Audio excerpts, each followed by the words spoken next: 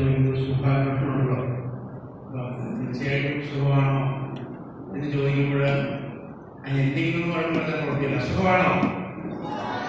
സുഖമാണ്. എല്ലാവർക്കും സുഖമാണ്. കാരണന്മാർക്ക് സുഖമാണെന്ന് വിചാരിക്കുന്നു, പിള്ളേരെ ചാച്ചന്മാർക്കൊക്കെ സുഖമാണെന്ന് വിചാരിക്കുക. നിങ്ങൾ പറഞ്ഞത് ഞാൻ ഓർക്കുന്നുണ്ട്, അച്ഛനെ ഓർമ്മിച്ചായിരുന്നു, നിങ്ങൾ ഇസ്രായേലിൽ തിരിഞ്ഞില്ല എന്ന് പറഞ്ഞാൽ തീർച്ചയായിട്ടും കൃത്യമായിട്ട് തിരിയുന്നില്ലെങ്കിൽ നിങ്ങൾ കഴിക്കുക. അപ്പം ഞാനത് അറിയിച്ചു, നമുക്ക് അറിയിച്ച് ചെയ്യാൻ പറ്റി. ഓക്കെ,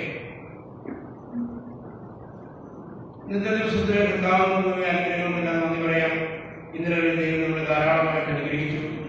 തീർച്ചയായിട്ടും അനുഗ്രഹിക്കുന്നതിൻ്റെ ഒരു ലക്ഷണം നമുക്ക് കാണാനുണ്ട്. അനുഗ്രഹിക്കുന്ന പറഞ്ഞു അതിന് അങ്ങനെയാണ് കർത്താവ് ചോദിക്കുക 10 കുഷ്ഠരോഗികൾക്ക് സൗഖ്യം കൊടുത്തതായിട്ട് നമ്മൾ സുവിശേഷത്തിൽ വായിക്കുന്നു. തിരിച്ചു വന്നത് സൗഖ്യം പ്രാപിച്ചു എന്നറിഞ്ഞിട്ട് തിരിച്ചു വന്നത്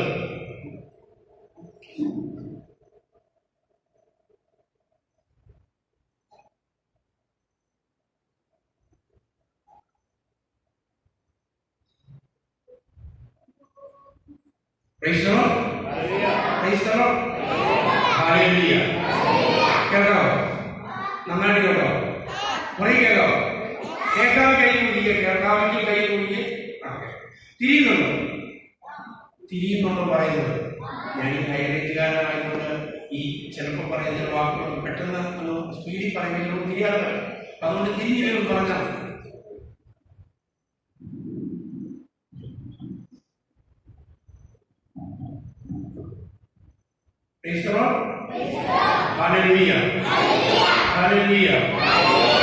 അത് ഈ 10 കുഷ്ഠരോഗികൾ തിരിച്ചു വന്ന് നന്ദി പറഞ്ഞു എന്ന് പറയുന്നത് ആരാ? ഒന്നോട്ട് പറഞ്ഞേ, ആരാണ്? ഒരാൾ മാത്രമേ വന്നുള്ളൂ. അത് ആരാണെന്നാണ് ചോദിച്ചത്. ഈ ഇരിക്കുന്നതിൽപ്പെട്ട ആരെങ്കിലും ആ ഒരു വിജാതീയനാണ്. അതാണ് പ്രശ്നം.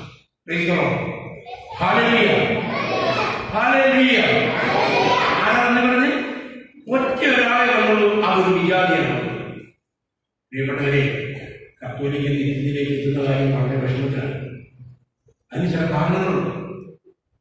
ദൈവം തന്റെ വിശുദ്ധിയിലേക്ക് നമ്മളെ വിളിച്ചത്, മാമോദിസയിലൂടെ വിളിച്ചത്, ദൈവം ചേർന്ന് നിൽക്കുവാനും സധൈര്യം അവിടുത്തെ പ്രഘോഷിക്കുന്നതിനും നമ്മൾ പലപ്പോഴും തോറ്റുപോയിട്ടുള്ളവരാണ്, പരാജയപ്പെട്ടുള്ളവരാണ്, കുറവുകളുണ്ടായിട്ടുള്ളവരാണ്. നമ്മളെ ഓർക്കാം, ഈശോയുടെ സന്നിധിയിൽ വലിയ സ്നേഹത്തോടെ ഓർത്തുകൊണ്ട്, ഇന്നലത്തെ ദിവസം നമുക്ക് നൽകിയതിനെ ഓർത്തുകൊണ്ട് നമുക്ക് ദൈവത്തിന് നമുക്കൊന്ന് നന്ദി പറഞ്ഞ് ഞാൻ ഓർത്തുകൊടുക്കാം.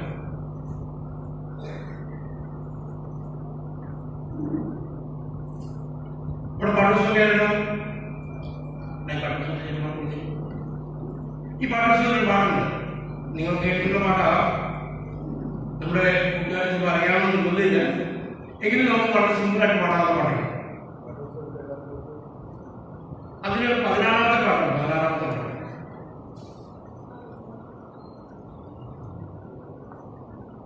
കിട്ടിയ 16ാമത്തെ പാട്ട് കിട്ടിയ അതിന്റെ വാക്കുകൾ വളരെ സിമ്പിൾ വാക്കുകളാണ്. നമുക്ക് ചേർന്ന് പാടാവുന്ന പാട്ടാണ്. ഞാൻ പാട്ടുകാരനാണതുകൊണ്ട് പാടുമ്പോഴുള്ള അവസരങ്ങളൊക്കെ വിഷമിക്കും. നമുക്ക് പാടാം. ദൈവം ചെയ്ത നന്മകൾക്കെല്ലാം നന്ദി പറഞ്ഞിടുവാൻ, ദൈവം ചെയ്ത നന്മകൾക്കെല്ലാം നന്ദി പറഞ്ഞിടുവാൻ, നാവിതു പോരാ, നാടിതു പോരാ, ആയുസ്സിതു പോരാ. എല്ലാവരും പാടാം. ദൈവം ചെയ്ത നന്മകൾക്കെല്ലാം നന്ദി പറഞ്ഞിടുവാൻ, നാവിതു പോരാ, നാടിതു പോരാ, ആയുസ്സിതു പോരാ, നാവിതു പോരാ, നാടിതു പോരാ, ആയുസ്സിതു പോരാ. ജീവിതപാതയിൽ കാലുകളേറെ കുഴഞ്ഞു വീഴാതെ, ജീവിതപാതയിൽ കാലുകളേറെ കുഴഞ്ഞു വീഴാതെ, താങ്ങി നടത്തിയതോർക്കുമ്പോൾ കണ്ണുകൾ നിറയുന്നു. താങ്ങി നടത്തിയതോർക്കുമ്പോൾ കണ്ണുകൾ നിറയുന്നു. ദൈവം ചെയ്ത നന്മകൾക്കെല്ലാം നന്ദി പറഞ്ഞിടുവാൻ നാളിതു പോരാ, നാളിതു പോരാ, ആയുസ്സും ഇത് പോരാ. നാളിതു പോരാ, നാളിതു പോരാ, ആയുസ്സും ഇത് പോരാ. പാപിയവനെ നേടുവാനേശു കാൽവരിയിൽ തന്നെ. പാപിയവനെ നേടുവാനേശു കാൽവരിയിൽ തന്നെ. ജീവൻ നൽകിയതോർക്കുമ്പോൾ കണ്ണുകൾ നിറയുന്നു. ജീവൻ നൽകിയതോർക്കുമ്പോൾ കണ്ണുകൾ നിറയുന്നു. ദൈവം ചെയ്ത നന്മകൾക്കെല്ലാം നന്ദി പറഞ്ഞിടുവാൻ. ദൈവം ചെയ്ത നന്മകൾക്കെല്ലാം നന്ദി പറഞ്ഞിടുവാൻ. നാളിതു പോരാ, നാളിതു പോരാ, ആയുസ്സും ഇത് പോരാ. നാളിതു പോരാ, നാളിതു പോരാ, ആയുസ്സും ഇത് പോരാ. കാലിലുവാണിയ കരയപ്പെട്ടത് എൻ പേർക്കാണല്ലോ. കാലിലുവാണിയ കരയപ്പെട്ടത് എൻ പേർക്കാണല്ലോ. ക്രൂശിലെ സ്നേഹമോർക്കുമ്പോൾ കണ്ണുകൾ നിറയുന്നു. ക്രൂശിലെ സ്നേഹമോർക്കുമ്പോൾ കണ്ണുകൾ നിറയുന്നു. ദൈവം ചെയ്ത നന്മകൾക്കെല്ലാം നന്ദി പറഞ്ഞിടുവാൻ. ദൈവം ചെയ്ത നന്മകൾക്കെല്ലാം നന്ദി പറഞ്ഞിടുവാൻ. നാളിതു പോരാ, നാളിതു പോരാ, ആയുസ്സും ഇത് പോരാ. നാളിതു പോരാ, നാളിതു പോരാ, ആയുസ്സും ഇത് പോരാ. മുൾമുടി ചൂടി തൂങ്ങപ്പെട്ടത് എന്റെ കാണല്ലോ. മുൾമുടി ചൂടി തൂങ്ങപ്പെട്ടത് എന്റെ കാണല്ലോ. ക്രൂശിലെ സ്നേഹം ഓരോ ദിനവും അതോർക്കുമ്പോൾ കണ്ണുകൾ നിറയുന്നു. ഓരോ ദിനവും അതോർക്കുമ്പോൾ കണ്ണുകൾ നിറയുന്നു. ദൈവം ചെയ്ത നന്മകൾക്കെല്ലാം നന്ദി പറഞ്ഞിടുവാൻ. ദൈവം ചെയ്ത നന്മകൾക്കെല്ലാം നന്ദി പറഞ്ഞിടുവാൻ. നാളിതു പോരാ, നാളിതു പോരാ, ആയുസ്സും ഇത് പോരാ. നാളിതു പോരാ, നാളിതു പോരാ, ആയുസ്സും ഇത് പോരാ. ഒരു പുസ്തകം ആരംഭിച്ചിട്ട് വളരെ സിമ്പിൾ ലൈനാണ്. നമ്മൾ ഒരു പ്രാവശ്യം പാടുള്ളൂ. എങ്കിൽ കൂടി പാടും നമുക്ക് ചേർന്ന് പാടാം. നമുക്ക് എഴുന്നേറ്റിട്ടുള്ള കൈയടിക്കണം, നന്നായിട്ട് കൈയടിക്കണം. കേൾക്കുന്ന സ്വരത്തോട് ചേർന്ന് പാടാനായിട്ട് ശ്രദ്ധിക്കണം. ഇനി ഒരുപക്ഷെ നമുക്ക് ഈ വാക്കുകൾ കിട്ടിയില്ലെങ്കിൽ അതിനൊക്കെ ലയിച്ച് ചേരണം. മൈക്കിൽ നിന്ന് ജയിച്ചൊക്കെ ചേരണം. എന്നിട്ട് അതിൻ്റെ ഉള്ളിൽ നിന്ന് വരുന്ന ആ വാക്കുകൾക്ക് ഈശോയുള്ള സ്നേഹം നമ്മുടെ ഉള്ളിൽ നിന്ന് വരുന്നതിൻ്റെ ഭാഗ്യമായ ഒരു പ്രകടനമാണ് നമ്മൾ കൈയടിക്കുന്നത്. അതുകൊണ്ട് കൈ നന്നായിട്ടടിക്കണം. നിന്റെ ഉള്ളിൽ നിന്ന് ഒരു പ്രകടനം വരുന്നെങ്കിൽ കൈ ചളിഞ്ഞുകൊണ്ടിരിക്കും. അതുകൊണ്ട് ചളിയ കൈയല്ല, നന്നായിട്ടടിക്കണം. Praise the lord. Praise the lord. Hallelujah. Hallelujah. Hallelujah. നമുക്ക് പാടാം. ദൈവം ചെയ്ത നന്മകൾക്കെല്ലാം നന്ദി പറഞ്ഞിടുവാൻ. ദൈവം ചെയ്ത നന്മകൾക്കെല്ലാം നന്ദി പറഞ്ഞിടുവാൻ. നാളിതു പോരാ, നാളിതു പോരാ, ആയുസ്സും ഇത് പോരാ. നാളിതു പോരാ, നാളിതു പോരാ, ആയുസ്സും ഇത് പോരാ. ദൈവം ചെയ്ത നന്മകൾക്കെല്ലാം നന്ദി പറഞ്ഞിടുവാൻ. ദൈവം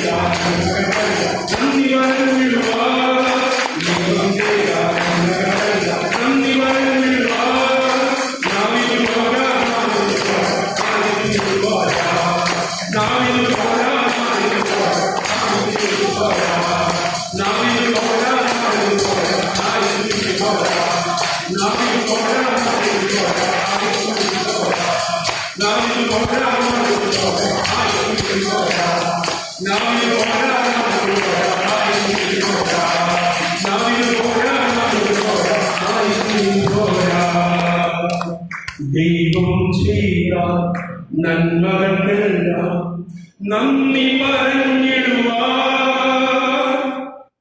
നാവിതു പോരാ, നാടിതു പോരാ, ആയുസ്സു ഇതു പോരാ.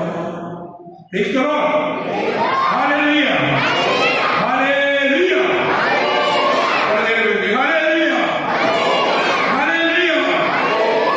നമുക്ക് തിരിക്കാം. നമ്മുടെ ഗോവിന്ദ് നമ്മളോട് അവന്റെ വ്യക്തിപരമായ ജീവിതത്തിൽ ഈശോ കടന്നു വന്നത് അവൻ അനുഭവിക്കുന്ന കാര്യത്തെക്കുറിച്ച് നമ്മൾ പങ്കുവയ്ക്കുകയാണ്. നമുക്ക് പ്രാർത്ഥന കേൾക്കാം. ഗോവിന് വേണ്ടി നമുക്ക് പ്രാർത്ഥനകളായിരിക്കാം.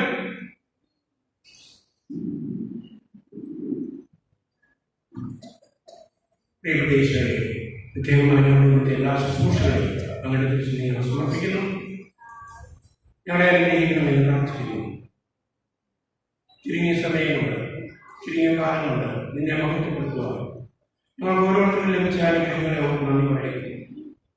ഈശോയെ പ്രോഗ്രാം അനുഗ്രഹിക്കുന്നു. നീ കുടുംബത്തെയും അവന്റെ ആഗ്രഹങ്ങളിലൂടെ വരുന്ന നിന്റെ സ്നേഹം കേട്ടിരിക്കുന്ന ഞങ്ങളെയും അങ്ങ് അനുഗ്രഹിക്കണം. അങ്ങനെ അനുഗ്രഹത്തിന്റെ വലിയ കരം ഞങ്ങളെ നൽകണം. നമുക്ക് കരങ്ങളെ ഉയർത്തി ഈശോയെ സ്തുതിച്ചുകൊണ്ട് ദൈവത്തിൽ നിന്ന് മഹത്വപ്പെടുത്തിക്കൊണ്ട് നമുക്ക് അവന്റെ സ്നേഹത്തിലേക്ക് നമുക്ക് പ്രവേശിക്കാം. ഈശോയെ സ്തോത്രം. Hallelujah, hallelujah, hallelujah. ഈശോയെ ആരാധന, ദൈവമേ ആരാധന. Hallelujah, hallelujah, hallelujah, hallelujah. ഈശോയെ ആരാധന, ദൈവമേ ഞങ്ങളെ സ്തുതിക്കുന്ന കർത്താവേ. ഈശോയെ ഞങ്ങളെ വാഴ്ത്തുന്ന ദൈവമേ. ഈശോയെ നന്ദി പറയുന്ന കർത്താവേ. Hallelujah, hallelujah, hallelujah, hallelujah, hallelujah. ഈശോയെ ആരാധന, ആരാധന, ആരാധന, ആരാധന.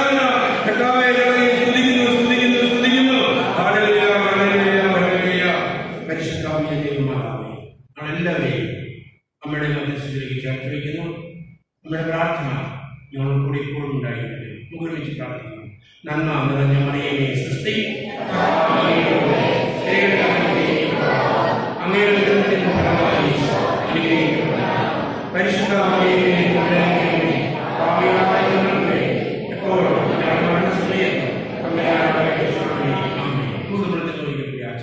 പിതാവിന്റെയും പുത്രന്റെയും പരിശുദ്ധാത്മാവിന്റെയും നാമത്തിൽ ആമേൻ. ഹല്ലേലൂയ. സർവ്വയർത്തി ഹല്ലേലൂയ. വലതുകരമയർത്തി ഹല്ലേലൂയ. സ്നേഹമുള്ളവരെ, നമ്മളിപ്പോൾ പാടിയ പാട്ട് എത്ര അർത്ഥമുള്ളതാണെന്ന് അറിയാമോ? നമ്മൾ ഇന്നിവിടെ ആയിരിക്കുന്നത് കർത്താവിൻ്റെ വലിയ കരുണ കൊണ്ടാണ്. നമുക്കറിയാം, ഇന്ന് നമ്മൾ പത്രം എടുത്ത് നോക്കിയാൽ അല്ലെങ്കിൽ ഇന്ന് ടി വി വെച്ച് നോക്കിയാൽ എത്രയോ ആളുകൾ അപകടങ്ങൾ മരണപ്പെട്ടു പോയി. നമ്മളിന്നൊരു ഹോസ്പിറ്റലിലൂടെ കടന്നു പോയാൽ എത്രയോ ആളുകൾ വരി നിന്ന് ചീട്ടെടുത്ത് ഡോക്ടറെ കണ്ട് ക്യാൻസറാകും മറ്റ് മാരക രോഗങ്ങളാകുന്നുള്ള റിസൾട്ടുകളൊക്കെ വന്ന് വിഷമിച്ചിരിക്കുന്ന എത്രയോ പേരുണ്ടെന്നറിയാമോ? നമ്മളെ കർത്താവ് സ്നേഹിക്കുന്നത് കൊണ്ട് നമുക്കിന്നൊരു പ്രഭാതം വന്നു. ഇന്നിതാ ഈ സായങ്കാലത്തിൽ ഈ അൾത്താരയിൽ സ്വർഗത്തിൽ നിന്ന് നമ്മുടെ അപ്പൻ ഇറങ്ങി വന്ന് തൻ്റെ ചങ്കും ചോരയും പകർത്ത് നമുക്ക് തന്ന് നമ്മളോടുള്ള സ്നേഹം, അത്രമേലുള്ള സ്നേഹം പ്രകടമാക്കിയ ഒരു ദിവസമാണ് ഇന്ന്. സ്വർഗത്തിൽ നിന്ന് ഈ ദേശം മുഴുവൻ മഴയയച്ച് നമ്മുടെ ദേശത്തെ അനുഗ്രഹിച്ചിരിക്കുക. നമുക്ക് സ്വരമുയർത്തി തമ്പുരാനെ ഹല്ലേലൂയ പറഞ്ഞാലോ? ഹല്ലേലൂയ. സ്നേഹമുള്ളവരെ, ഞാൻ വലിയ പ്രാസംഗികരൊന്നുമല്ല. നിങ്ങളെപ്പോലെ സാധാരണ ഒരു കൂലിപ്പണിയൊക്കെ ചെയ്ത് ജീവിക്കുന്നു. എങ്കിലും കർത്താവ് എൻ്റെ ജീവിതത്തിൻ്റെ ഓരോ നിമിഷവും അതിശയകരമായിട്ട് അനുഗ്രഹങ്ങൾ ചൊരിഞ്ഞ് വഴി നടത്തുന്നു. ആ വഴി നടത്തുന്ന കാര്യമാണ് നിങ്ങളോട് ഞാൻ പറയാൻ പോകുന്നത്. സ്നേഹമുള്ളവരെ, ഞങ്ങൾ എൻ്റെ ജീവിത പങ്കാളി 2 മക്കൾ, 2 ആൺപിള്ളേരാണ്. അവരെ 2 പിള്ളേരെയും വിശ്വാസത്തിൽ വളർത്തുവാൻ ഞാൻ എൻ്റെ ആകുന്ന കഴിവുകളനുസരിച്ച് ഞാൻ ചെയ്യുന്നുണ്ട്. അവരെ രണ്ടുപേരെയും വൈദികരാക്കണമെന്നാണ് എൻ്റെ ആഗ്രഹം. ഞാൻ ഈശോയോട് ഓരോ വിശുദ്ധ വഴിയിലേക്ക് കടന്നു വരുമ്പോൾ ഞാൻ പറയും, കർത്താവേ, എൻ്റെ 2 കുഞ്ഞുങ്ങൾ അന്താരയിൽ നിന്ന് കർത്താവേ അങ്ങയുടെ തിരിച്ചറിയ രക്തങ്ങൾ ഉയർത്തുവാൻ വിഭജിച്ച് കാണുവാൻ എൻ്റെ കണ്ണുകൾക്ക് ഭാഗ്യം തന്നെ ഞാൻ പ്രാർത്ഥിക്കും. മറിച്ച് എഞ്ചിനീയറോ ഡോക്ടറോ ഒന്നും ആകണ്ട, എനിക്ക് ഈശോയെ പ്രഘോഷിക്കുന്ന കുഞ്ഞുങ്ങളാകണമെന്നാണ് എൻ്റെ ആഗ്രഹമെന്ന് ഞാൻ ഈശോയോട് പറയാറുണ്ട്. പ്രിയപ്പെട്ടവരെ, ഞാൻ പറഞ്ഞു വരുന്നത് ഫിലിപ്പിയർ 4:19 പറയുന്നു, ദൈവം തന്റെ മഹത്വത്തിന്റെ സമ്പന്നതയിൽ നിന്ന് യേശുക്രിസ്തു വഴി നിങ്ങൾക്ക് ആവശ്യമുള്ളതെല്ലാം നൽകുന്നു. സ്നേഹമുള്ളവരെ, എൻ്റെ ജീവിതത്തിൽ ഫിലിപ്പിയർ 4:19 അഭിഷേകമാണ് ഞാനിപ്പോൾ ഈ അൾത്താരയിൽ നിൽക്കുന്നത്. സ്നേഹമുള്ളവരെ, എൻ്റെ ജീവിതം ആരംഭിച്ച് പ്രിയപ്പെട്ടവരെ വിവാഹ ജീവിതത്തിലേക്ക് അടുക്കുന്ന സമയത്ത് സ്നേഹമുള്ളവരെ, ഞാൻ വൈദികരൊക്കെ നല്ല ബന്ധത്തിലാണ്. ഒരു ദിവസം ഇങ്ങനെ അച്ഛനോട് പറഞ്ഞു, എനിക്ക് ഷുഗർ, അപ്പം എൻ്റെ ഷുഗർ 200-250 300 അധികം നിൽക്കുകയാണ്. ഞാൻ ഒരു ദിവസം ഇങ്ങനെ അച്ഛനോട് എൻ്റെ സങ്കടങ്ങളെല്ലാം പറഞ്ഞാൽ കടബാധ്യതയുണ്ട്, രോഗമുണ്ട്, ഇങ്ങനെ കാര്യങ്ങളെല്ലാം പറഞ്ഞെന്ന് പറഞ്ഞാൽ ഇതുപോലെ ഞാനൊരു വിവാഹ ജീവിതത്തിലേക്ക് പ്രവേശിക്കാൻ പോവുകയാണ്. ഈ വിവാഹ ജീവിതത്തിലേക്ക് പ്രവേശിക്കുന്ന ആ സമയം വരെ നമ്മൾ അത്യാവശ്യം പള്ളിയിൽ പോകും, പ്രാർത്ഥിക്കും, എന്നിട്ട് നമ്മുടേതായ കാര്യങ്ങൾക്ക് വേണ്ടി പോകും. എന്നാൽ വിവാഹ ജീവിതത്തിൽ എടുക്കുന്ന സമയത്ത് ഒത്തിരിയേറെ പ്രാർത്ഥിക്കുവാൻ തുടങ്ങി. ഞാൻ എന്നും ജപമാല ചൊല്ലും, എന്നും പ്രഭാതത്തിൽ വിശുദ്ധയിലേക്ക് പോകും. നല്ലോണം പ്രാർത്ഥിക്കുന്ന സമയത്ത് സ്നേഹമുള്ളവരെ, അപ്പം പെട്ടെന്ന് അച്ഛനെ ഇപ്പം ഈ വിവാഹം ഒരു പെണ്ണെ കണ്ട് ഇഷ്ടപ്പെട്ടു, അവരോട് ആലോചിച്ചു. അങ്ങനെ അവരെല്ലാം സമ്മതം കൂടെ നിൽക്കുന്ന സമയത്ത് എൻ്റെ വീട്ടിൽ ആർക്കും ഈ വിവാഹത്തിൽ ഈ പെണ്ണിനെ കല്യാണം കഴിക്കാൻ ആർക്കും ഇഷ്ടമല്ല. അപ്പം അങ്ങനെ അച്ഛൻ്റെ അടുത്ത് സങ്കടമൊക്കെ പറഞ്ഞപ്പോൾ പെട്ടെന്ന് അച്ഛൻ എൻ്റെ അടുത്ത് പറയുകയാണ്, ജീവിത പങ്കാളിയോട് നമ്മുടെ വീട്ടിൽ നിനക്ക് ഷുഗർ ഉണ്ടെന്നുള്ള കാര്യം പറഞ്ഞതിന് ശേഷം മാത്രമേ ഞാൻ ഈ വിവാഹം നടത്തത്തുള്ളൂ. പ്രിയപ്പെട്ടവരെ, ഒത്തിരി സങ്കടമായി. കാരണം എന്താണെന്ന് വെച്ചാൽ ഇന്ന് കല്യാണം കഴിക്കാനിരിക്കുന്ന ഒരു വീട്ടുകാരോട് പറയുക, കെട്ടിച്ചുകൊണ്ടായിരിക്കുന്ന എൻ്റെ വീട്ടുകാരോട് പറയുകയാണ്, ചെറുക്കന് ഷുഗർ ഉണ്ട്, അതുകൊണ്ട് അങ്ങനെ ഉണ്ടെന്ന് പറഞ്ഞാൽ അവർ പറയും ഉറപ്പായിട്ടും വേണമെന്ന് പറയും. നിങ്ങളാണെങ്കിലും പറയും, ഞാനാണെങ്കിലും പറയും. ഇപ്പം എൻ്റെ മക്കളെല്ലായിടത്ത് കെട്ടിച്ചു കൊടുക്കാൻ പോകുമ്പോൾ തന്നെ പറയുക, പെണ്ണിന് ഇനി അസുഖമുണ്ടെന്ന് പറഞ്ഞാൽ നമുക്ക് പറയാൻ വേണമെന്ന് പറയും.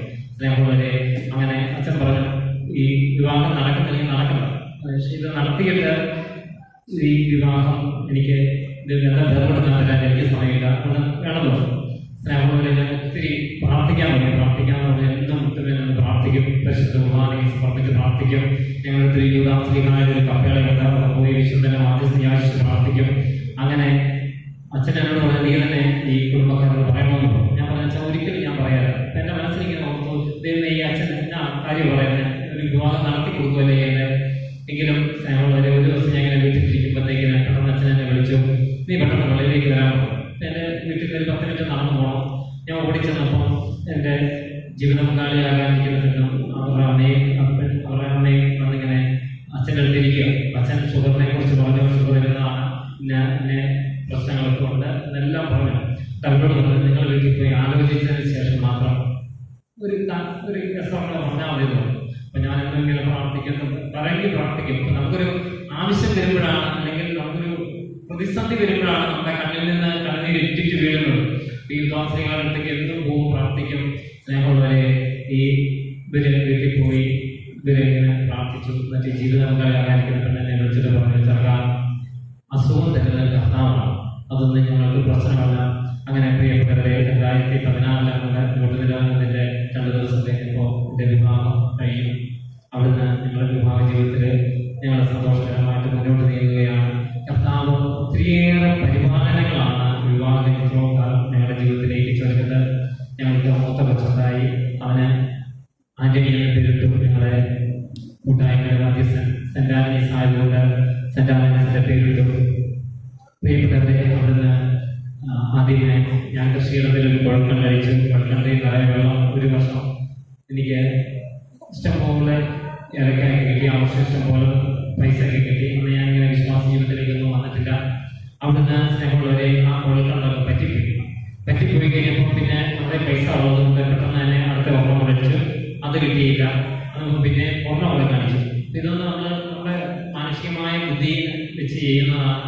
അങ്ങനെ 3 കുഴൽക്കണ്ട അടിച്ചു, വെള്ളം കിട്ടിയില്ല. അങ്ങനെ സങ്കടപ്പെട്ടൊക്കെ ഇരിക്കുമ്പോൾ ഇങ്ങനെ പ്രാർത്ഥിച്ച് കഴിഞ്ഞപ്പോൾ ഇങ്ങനെ പ്രാർത്ഥിച്ചിട്ട് പറഞ്ഞു, നിനക്ക് കടല് പോലെ കപ്പലാൻ ജലം നൽകും, അതുകൊണ്ട് നീ കുഴൽക്കണ്ട അടിച്ചു, കർത്താവ് ജലം തരുമെന്ന് പറഞ്ഞു.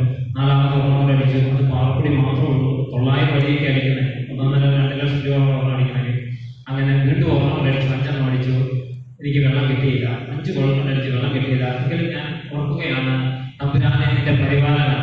അയലോക്കക്കാരുടെ ഏലം ഓരോ വർഷവും ഉണങ്ങി കാലം വീഴുമ്പോഴും നമ്മുടെ ഏലത്തിന് ഒരു കുഴപ്പവും കർത്താവ് എത്തിയിട്ടില്ല. ഞാൻ കർത്താവിന്റെ കരങ്ങളിലേക്ക് കൊടുക്കും. കർത്താവെ, നീയാണ് എനിക്ക് ഈ സ്ഥലം തന്നത്, ഈ ഏലമെല്ലാം തന്നത്, നിന്റെ പരിപാലനയ്ക്ക് ഞാൻ സമർപ്പിക്കുകയാണ്. ഓരോ പരിശുദ്ധ കുർബാനയിലും വൈദികൻ കാസയും വിലാസയും എടുത്തുയർത്തുമ്പോൾ ആ കാസയിലും വിലാസയിലേക്ക് ഞാൻ കൊടുക്കും. എൻ്റെ കൃഷിയിടങ്ങളെ, എൻ്റെ വരുമാന മാർഗങ്ങളെല്ലാം കൊടുക്കും. ഇതുവരെയായിട്ടും എൻ്റെ ഏലച്ചെടികളൊന്നും ഉണങ്ങി പോയിട്ടില്ല. ഈ വർഷവും ഈ കഴിഞ്ഞ 2 മാസക്കാലം അതിതീവ്രമായ വെയിലായിരുന്നു. ഇന്നലെയാണ് ഞങ്ങൾക്ക് അവിടെ മഴ ലഭിച്ചത്. ഇതുവരെയായിട്ടും നമ്മുടെ സമീപത്തുള്ള ഏലച്ചെടികളൊക്കെ ഏതാണ്ട് പകുതിയിലേറെ താഴെ വീണപ്പോഴും എൻ്റെ ഏലം കർത്താവ് അങ്ങനെ കാത്തുപരിപാലിച്ചു. അവിടെ നിന്ന് സ്നേഹമുള്ളവരെ, ജീവിതം മുന്നോട്ട് നീങ്ങുന്നു. 2ാമത് ജീവിത പങ്കാളി ഗർഭിണിയായി ആശുപത്രിയിൽ ചെന്ന് സ്കാൻ ചെയ്ത് വന്നപ്പോൾ ഡോക്ടർ പറഞ്ഞു, ഈ കുഞ്ഞിന് തുക്കൽക്കൊടി ചുറ്റിക്കിടക്കുന്നു, 2ാമത് വളർച്ച കുറവുണ്ട്, പ്രശ്നങ്ങളുണ്ട്, അതുകൊണ്ട് അബോർഷനെ കുറിച്ച് ചിന്തിക്കണം എന്നിങ്ങനെ പറയാതെ പറഞ്ഞപ്പോൾ ഞാൻ എൻ്റെ നമ്പുരാനോട് പറഞ്ഞു, എൻ്റെ നമ്പുരാനെ, ഈ തരുന്നത് എന്താണെങ്കിലും കൈനീട്ടി മേടിക്കും. അതങ്ങനെ പറയാനുള്ളൊരു കാരണം, നമ്മുടെ കോട്ടയത്തെ നവജീവൻ തോമസ് തിയേറ്റർ 5000-ഓളം ആളുകൾക്ക് ദിവസേന ഭക്ഷണം കൊടുക്കുന്നതാണ്. കോട്ടയം മെഡിക്കൽ കോളേജിലും ESIക്കും. അതുപോലെ തോമസ് തിയേറ്ററിന്റെ അടുത്ത് ഏതൊരു മനുഷ്യൻ ചെന്ന് കൈ നീട്ടിയാലും ആ തോമസ് തിയേറ്റർ അദ്ദേഹത്തേക്ക് അവിടെ പറഞ്ഞയക്കുന്നില്ല. കാരണം കർത്താവ് ആ മകൻ കൊണ്ട് ഒത്തിരിയേറെ കാര്യങ്ങൾ ചെയ്യുന്നുണ്ട്. അപ്പൊ ആ മകൻ ഇങ്ങനെ പ്രാർത്ഥിച്ചൊരുക്കി ഒരു അവസാനം ഒരു ആൺകൊച്ചിനെ കിട്ടി. ആ കൊച്ചിനെ കിട്ടിക്കഴിഞ്ഞപ്പോൾ ആ കൊച്ച് ഓട്ടിസം ഉള്ള കുഞ്ഞാണ്. അപ്പൊ ആ ഓട്ടിസം ഉള്ള കുഞ്ഞിനെ ഈ തോമസ് തിയേറ്റർ കിട്ടിക്കഴിഞ്ഞപ്പോഴത്തേക്കിന് ഒത്തിരിയേറെ ആളുകൾ പറഞ്ഞു, ഈ മനുഷ്യൻ ദിവസേന 5000-ഓളം ആളുകൾക്ക് ഭക്ഷണം കൊടുക്കുന്നു, എത്രയോ കാര്യങ്ങൾ ചെയ്യുന്നു, എന്നിട്ട് ദൈവം എന്റെ ഈ മനുഷ്യൻ ഈ ഓട്ടിസം ഉള്ള ഒരു കുഞ്ഞിനെ കൊടുത്തു. നമ്മളാണെങ്കിലും ചോദിക്കും. എന്നും നമ്മൾ പള്ളിയിൽ വന്ന് പ്രാർത്ഥിച്ച് കുർബാനയിൽ പങ്കെടുത്ത് നല്ല ദേഷ്യതയോടെ ജീവിക്കുമ്പോൾ ഒരു സഹനം വന്നു കഴിഞ്ഞാൽ എല്ലാവരും പറയും, എന്താണ് ഈ പിള്ളിക്ക് ഇങ്ങനെ പറ്റിയെന്ന് ചോദിക്കും. അപ്പൊ തോമസിയേട്ടൻ പറഞ്ഞ ഒരു വലിയ കാര്യം, സ്വർഗത്തിലിരിക്കുന്ന അപ്പൻ ഭൂമിയിലേക്ക് നോക്കി, അപ്പൻ്റെ കയ്യിൽ ഒരു ഓട്ടിസം ഉള്ള ഒരു കുഞ്ഞുണ്ട്, ആ കുഞ്ഞിനെ ആർക്ക് കൊടുത്താൽ ആര് നല്ലവണ്ണം നോക്കും. അങ്ങനെ നോക്കിക്കഴിഞ്ഞപ്പോ നവജീവൻ തോമസിനെ കണ്ടു. അതുകൊണ്ട് തോമസിന്റെ കൈകളിൽ ആ കുഞ്ഞിനെ കൊടുത്തു. സ്നേഹമുള്ളവരെ, ഞാൻ പറഞ്ഞ കർത്താവേ, നീ എന്ത് തന്നാലും ഞാൻ അത് സന്തോഷത്തോടെ സ്വീകരിക്കും. എന്താണെങ്കിലും സ്നേഹമുള്ളവരെ, കുഞ്ഞ് ജനിച്ചു. കുഞ്ഞിന് ഒരു കവികളില്ലാതെ കുഞ്ഞിനെ ഞങ്ങൾക്ക് കിട്ടി. അവനെ വിശുദ്ധ ജോൺ പോൾ എല്ലാവരും മാർപ്പാപ്പ പരിശുദ്ധ അമ്മയുടെ ഏറ്റവും വലിയൊരു ഭക്തനായിരുന്നു. അതുകൊണ്ട് ജോൺ പോൾ എന്ന പേരിട്ട് അവനിപ്പോ 4.5 വയസ്സായി. അവിടുന്ന് സ്നേഹമുള്ളവരെ കടന്നു നീങ്ങുന്നു. ഒത്തിരിയേറെ കടബാധ്യതയുണ്ട് ജീവിതത്തിൽ.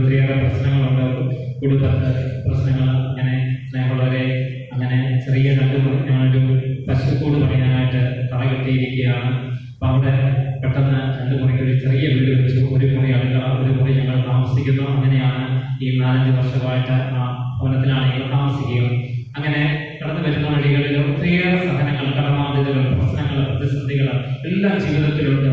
പലപ്പോഴും പ്രാർത്ഥിക്കാൻ പോലും കഴിയാത്ത വിധം ദുസ്സഹമായ വേദന. കാരണം ഞാൻ പെട്രോൾ പമ്പിലാണ് ജോലി ചെയ്യുന്നത്. രാവിലെ 9 മണിക്ക് പെട്രോൾ പമ്പിൽ ചെന്നാൽ വൈകിട്ട് 9 മണി വരെ ഇരിക്കണം. അപ്പം അതെന്ന് പറഞ്ഞാൽ ആ പകർച്ചയ്ക്ക് ചോറിനാൻ പോകുന്ന ഒരു 1/2 മണിക്കൂർ മാത്രമാണ് നമുക്ക് ഒരു ഫ്രീ ടൈം ഉള്ളത്. ബാക്കി സമയങ്ങൾ മുഴുവൻ നമ്മൾ ജോലി ചെയ്യണം. ചിലപ്പോൾ നടുവൊക്കെ പൊട്ടി വേദന കൊണ്ട് പൊളയും.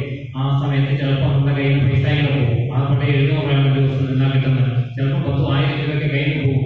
അപ്പം അങ്ങനെ സങ്കടപ്പെട്ട് വരുമ്പോൾ നമ്മുടെ ആത്മീയ സുഹൃത്തുക്കളോട് പറഞ്ഞു, പിന്നെ നീ ഒരു കാരണവശാലും സങ്കടപ്പെടണ്ട. കാരണം എന്താ വെച്ചാൽ മറ്റൊരാളുടെ പൈസ നിന്റെ കയ്യിലേക്ക് വന്നിട്ടില്ലല്ലോ, നിന്റെ പൈസയല്ലേ പോകുന്നുള്ളൂ, അത് കർത്താവ് നോക്കിയുള്ളൂ. അങ്ങനെ സ്നേഹമുള്ളവരെ, കർത്താവ് എൻ്റെ ജീവിതത്തിൽ ഇങ്ങനെ പ്രവർത്തിക്കാൻ തുടങ്ങി. സ്നേഹമുള്ളവരെ, അങ്ങനെയാണ് നമ്മുടെ കൊറോണ വന്ന് ആദ്യമേ സ്റ്റേജിൽ ഞങ്ങളുടെ ആ പ്രദേശത്ത് ആദ്യമായിട്ട് കൊറോണ പിടിക്കുന്ന എനിക്കാണ്.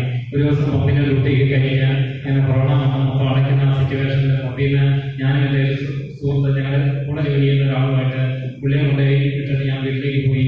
പിറ്റേ ദിവസം രാവിലെ തൊട്ട് ദേഹത്തിന് അതിഭയങ്കരമായ വേദന തുടങ്ങി. അപ്പോൾ ഇങ്ങനെ ഈ പേടിയായി. അന്ന് വൈകിട്ട് ഇങ്ങനെ ഇരുന്ന് പ്രാർത്ഥിച്ചു. പിറ്റേ ദിവസം പോയി കൊറോണയുടെ ടെസ്റ്റ് നടത്തിയപ്പോൾ പോസിറ്റീവാണ്. ആ പ്രദേശത്ത് ആദ്യമായിട്ടാണ് ഈ കൊറോണ വരുന്നത്. അങ്ങനെ വന്നു കഴിഞ്ഞപ്പോൾ ആരും സഹായിക്കാനില്ല, ആരും നമ്മുടെ പ്രദേശത്തേക്ക് പോലും അടുക്കുന്നില്ല. അപ്പം അങ്ങനെ TV വെച്ച് കഴിയുമ്പോൾ തന്നെ ഈ TVക്കകത്ത് പറയുന്നത് ഷുഗർ രോഗികളെ കൊറോണ ഭയങ്കരമായിട്ട് പിടിക്കും, അവരെ ഭരിക്കുന്നു, അതായത് ഭയങ്കരമായിട്ട് പേടിപ്പെടുന്നു. ആ പാടെ 2 മുറിയുണ്ട്. ഞാനുണ്ട്, ജീവിതപങ്കാളിയുണ്ട്, 2 മക്കളുണ്ട്. എങ്ങോട്ട് മാറാൻ ഒരു വീട്ടിലേക്ക് എന്നാൽ കേട്ടത്തില്ല. അങ്ങനെ പ്രതിസന്ധിയിൽ നിൽക്കുന്ന സമയത്താണ് നമ്മുടെ ജോഷിയച്ചനെ വിളിച്ചിട്ട് എൻ്റെ സങ്കടം പറഞ്ഞാൽ ഇതുകൊണ്ടാണ്, കൊറോണയാണ്, പ്രശ്നമാണ്. അപ്പോൾ ഹെൽത്തുകാരെ വിളിച്ചപ്പോൾ അവർ പറഞ്ഞു, ഞങ്ങളുടെ ഒരു ഗവൺമെൻറ് സെൻ്റർ നമ്മുടെ സഭയുടെ ഒരു ആശുപത്രിയായിരുന്നു, മോനെ അങ്ങോട്ട് കയറുക, നിന്നെക്കാളും കൂടുതൽ സീരിയസ് ഉള്ളവർ അവിടെ കിടക്കുന്നത്, അതുകൊണ്ട് അവരുടെ രോഗങ്ങൾ നിനക്ക് പകരം. ഞാൻ എന്നാണ് ദൈവത്തിൽ ആശ്രയിച്ചു. അന്ന് നമ്മുടെ മാർപ്പാപ്പ പഠിപ്പിച്ചൊരു പ്രാർത്ഥനയുണ്ട്, ഈശോയുടെ വിരലിൽ അവൻ്റെ ശരീരത്തിൽ ഞാൻ കുത്തിവെക്കുന്നു, ഇനി ഒരു വൈറസും എന്നെ കീഴ്പ്പെടുത്തത്തില്ല. ആമേൻ. ഈ ഒരു പ്രാർത്ഥന ഞാനും എൻ്റെ ജീവിത പങ്കാളിയും കുഞ്ഞുങ്ങൾ ഉരുവിടാൻ തുടങ്ങി. നമ്മുടെ ജോഷിയച്ചൻ ഭവനത്തിലേക്ക് കടന്നു വന്നു. ഭവനത്തിൽ കയറി വന്നിട്ട് ഞങ്ങളെല്ലാം ആശീർവദിച്ചു. ഞങ്ങളെല്ലാം തലയെ കൈവച്ച് പ്രാർത്ഥിച്ചു. സ്നേഹമുള്ളവരെ, ഒരു പുരോഹിതന്റെ ആശീർവാദം. ഞാൻ പറഞ്ഞു, ഈശോയെ, ഈ ഭവനത്തിലേക്ക് കടന്നു വന്നിരിക്കുന്നത് ജോഷിയച്ചനല്ല, മറിച്ച് ജീവിക്കുന്ന ദൈവമാണ്. തമ്പുരാന്റെ പ്രതിനിധിയാണ് ജോഷിയച്ചൻ ഒന്ന് ആശീർവദിച്ചു. സ്നേഹമുള്ളവരെ, അന്ന് മുതൽ ഇന്ന് വരെ സ്നേഹമുള്ളവരെ, കൊറോണയിലുണ്ടായിട്ട് യാതൊരുവിധ അസ്വസ്ഥതകളും എനിക്കുണ്ടായിട്ടില്ല.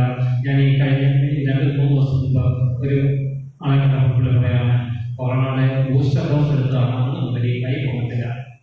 അങ്ങനെ സ്നേഹമുള്ളവരെ, അങ്ങനെ ദൈവപരിപാലനയിലേക്ക് കടന്നു വന്ന് സ്നേഹമുള്ളവരെ, കൊറോണ കാലഘട്ടത്തിൽ ഭയങ്കര ബുദ്ധിമുട്ടായിരുന്നു, പണിയൊന്നുമില്ല. എങ്കിലും കർത്താവ് വളരെ മനോഹരമായിട്ട് എന്നെ പരിപാലിച്ചു. നമുക്ക് ആവശ്യമുള്ളത് ഒപ്പം കർത്താവ് തരും. അങ്ങനെ സ്നേഹമുള്ളവരെ ഇങ്ങനെ കടന്നു വന്നു. പിള്ളേരെ സ്കൂളിൽ വിടണം. ഇപ്പം നമ്മുടെ അടുത്തൊരു സർക്കാർ സ്കൂളുണ്ട്, അവിടെ കാര്യമായി വലിയ പഠിപ്പിക്കുന്നില്ലാത്തതുകൊണ്ട് എൻ്റെ വലിയൊരു ആഗ്രഹമാണ് സഭയുടെ ഒരു സ്കൂളിൽ വിട്ട് പഠിപ്പിക്കണമെന്ന്. കയ്യിലൊന്നും പൈസ ഇല്ല. സ്നേഹമുള്ളവരെ, കഴിഞ്ഞ വർഷം നമ്മുടെ പ്രിയപ്പെട്ട ഇവിടെ ധ്യാനിച്ച ജോണിച്ചേട്ടനെ ഒരു സുഹൃത്ത് പാലായിൽ വിളിച്ചിട്ട് പറയുകയാണ്, ബോബിനോട് അത്യാവശ്യമായിട്ട് ഞാൻ വിളിക്കാൻ പറ. സ്നേഹമുള്ളവരെ വിളിച്ചപ്പോൾ പറഞ്ഞു, നിങ്ങൾക്ക് ഗൂഗിൾ പേ ഉണ്ടോ എന്ന് ചോദിച്ചു. ഞാൻ പറഞ്ഞുണ്ട്. അപ്പോൾ എന്നോട് കുറച്ച് നേരം കഴിഞ്ഞിട്ട് കുറച്ച് പൈസ ഇട്ട് തന്നിട്ട് എന്നോട് പറഞ്ഞു, നിന്റെ കുഞ്ഞുങ്ങളെ കൊണ്ടുപോയി SH ഇംഗ്ലീഷ് മീഡിയം സ്കൂളിൽ SH സിസ്റ്റേഴ്സ് പഠിപ്പിക്കുന്ന ഒരു LP സ്കൂളാണ്, ഇംഗ്ലീഷ് മീഡിയമാണ്. ആ സ്കൂളിൽ കൊണ്ടുപോയി ചേർക്കാൻ പറഞ്ഞു. സ്നേഹമുള്ളവരെ, ഞാൻ SH ഇംഗ്ലീഷ് മീഡിയം സ്കൂളിൽ കൊണ്ടുപോയി എൻ്റെ പിള്ളേരെ ചേർത്ത്. എനിക്കുള്ള എത്തി നോക്കാൻ പറ്റത്തില്ല. ഫീസ് വേണം, പിള്ളേരുടെ യൂണിഫോം വേണം, ഡ്രസ്സ് വേണം, കാര്യങ്ങൾ വേണം. എന്നാണെങ്കിലും ആ മകനിലൂടെ SH കൊണ്ടുപോയി ചേർത്തു. അങ്ങനെ കുഞ്ഞുങ്ങൾ കഴിഞ്ഞ 1 വർഷക്കാലം SH ഇംഗ്ലീഷ് മീഡിയം സ്കൂളിലാണ് പഠിച്ചത്. ഈ കഴിഞ്ഞ 2-3 ആഴ്ചയ്ക്ക് മുമ്പ് സിസ്റ്റർമാരിങ്ങനെ ഫോണിൽ മെസ്സേജ് വിടും, ഫീസ് അടയ്ക്കാത്തതില്ല, 18-ാം തീയതി ആകുന്നതിന് ഫീസ് അടയ്ക്കണം, 18-ാം തീയതി പരീക്ഷ തുടർന്നാണ്, ഫീസ് അടച്ചെങ്കിൽ പരീക്ഷ എഴുതിയിട്ടില്ല. ഞാൻ സങ്കടപ്പെട്ട് നിൽക്കുക. അപ്പോൾ ഒരു മകൻ വന്നിട്ട് എൻ്റെ അടുത്ത് പറയാമോ, അവന് ഇതിൻ്റെ ഫീസ് അടയ്ക്കാൻ എത്ര വേണം? ഞാൻ പറഞ്ഞ 5000 രൂപയൊക്കെ കുറഞ്ഞ വേണം. അപ്പോൾ അങ്ങനെ പെട്ടെന്ന് വേറെ വിളിച്ചിട്ട് പറയുകയാണ്, അതുപോലെ ഫീസ് അടയ്ക്കാൻ പൈസ ഇല്ല, 5000 രൂപ വേണം. അങ്ങനെ ഈ കഴിഞ്ഞ ദിവസങ്ങളിൽ അന്നേരം തന്നെ വേറെ 5000 രൂപ വേണം. അങ്ങനെ 5000 രൂപ ഫീസ് അടച്ച് പിള്ളേരുടെ ഈ വർഷത്തെ കാര്യം വളരെ മനോഹരമായിട്ട് നടത്തി. സ്നേഹമുള്ളവരെ, ഞാൻ പറഞ്ഞു വന്നത്, എൻ്റെ ജീവിതത്തിൽ ഒരു പ്രധാനപ്പെട്ട വചനം ഞാൻ കർത്താവിനോട് പറയും, കർത്താവ് എന്നെ ഒരു വാഗ്ദാനം നൽകിയേക്കുക, ദൈവം തന്റെ മഹത്വത്തിന്റെ സമ്പന്നതയിൽ യേശുക്രിസ്തു വഴി നിങ്ങൾക്ക് ആവശ്യമുള്ളതെല്ലാം നൽകും. ഓരോ നിമിഷവും എനിക്ക് ആവശ്യമുള്ളത് എൻ്റെ കർത്താവ് അറിയുന്നുണ്ട്, അത് തരുന്നുണ്ട്. സങ്കീർത്തനം 34:10 പറയുന്നു, സിംഹക്കുട്ടികൾ ഇട്ടകിട്ടാതെ വിശന്ന് നടന്നേക്കാം, കർത്താവിനെ അന്വേഷിക്കുന്നവർ ഒന്നിനും കുറവുണ്ടാവുകയില്ല. സ്നേഹമുള്ളവരെ, നമ്മൾ കർത്താവിനെ അന്വേഷിക്കുന്നവരാണെങ്കിൽ നമ്മുടെ ജീവിതത്തിൽ ഒന്നിനും ഒരു കുറവുണ്ടാകത്തില്ല. ഞാൻ ഇപ്പോൾ നമ്മൾ ഇങ്ങനെ പ്രാർത്ഥിക്കുമ്പോൾ ഒത്തിരിയേറെ വേദനയുള്ളൊരു കാര്യം, നമ്മുടെ യുവതി-യുവാക്കള് പള്ളിയിൽ വരുന്ന വളരെ കുറവാണ്. സ്നേഹമുള്ളവരെ, എല്ലാവരും ഇറ്റലിയിലും അമേരിക്കയിലും ഇസ്രയേലിലൊക്കെ പോകുമ്പോൾ സ്നേഹമുള്ളവരെ, കർത്താവിനെ അന്വേഷിക്കുന്നവർക്ക് ഒന്നിനും കുറവുണ്ടാകത്തില്ല. സ്നേഹമുള്ളവരെ, നിങ്ങളിവിടെ ആയിരിക്കുമ്പോൾ സ്നേഹമുള്ളവരെ, നിങ്ങൾ കർത്താവിനെ അന്വേഷിക്കുന്നവരായിട്ട് മാറണം. കർത്താവിന് വേണ്ടി നമുക്ക് ജീവൻ കൊടുത്ത് കർത്താവിനെ സ്നേഹിക്കണം. നമ്മളിപ്പോൾ പാടിയ പാട്ട്, ദൈവം ചെയ്ത നന്മകൾക്കെല്ലാം നന്ദി പറഞ്ഞത് നാളിതുപോലെ നാവിതുപോലെ ഐസിതുപോലെ. സ്നേഹമുള്ളവരെ, നമ്മുടെ കർത്താവിനോട് ചേർന്നാൽ, ഈ അക്കാരിയോട് ചേർന്നാൽ കർത്താവ് നമ്മളെ വളരെ മനോഹരമായിട്ട് പരിപാലിക്കും.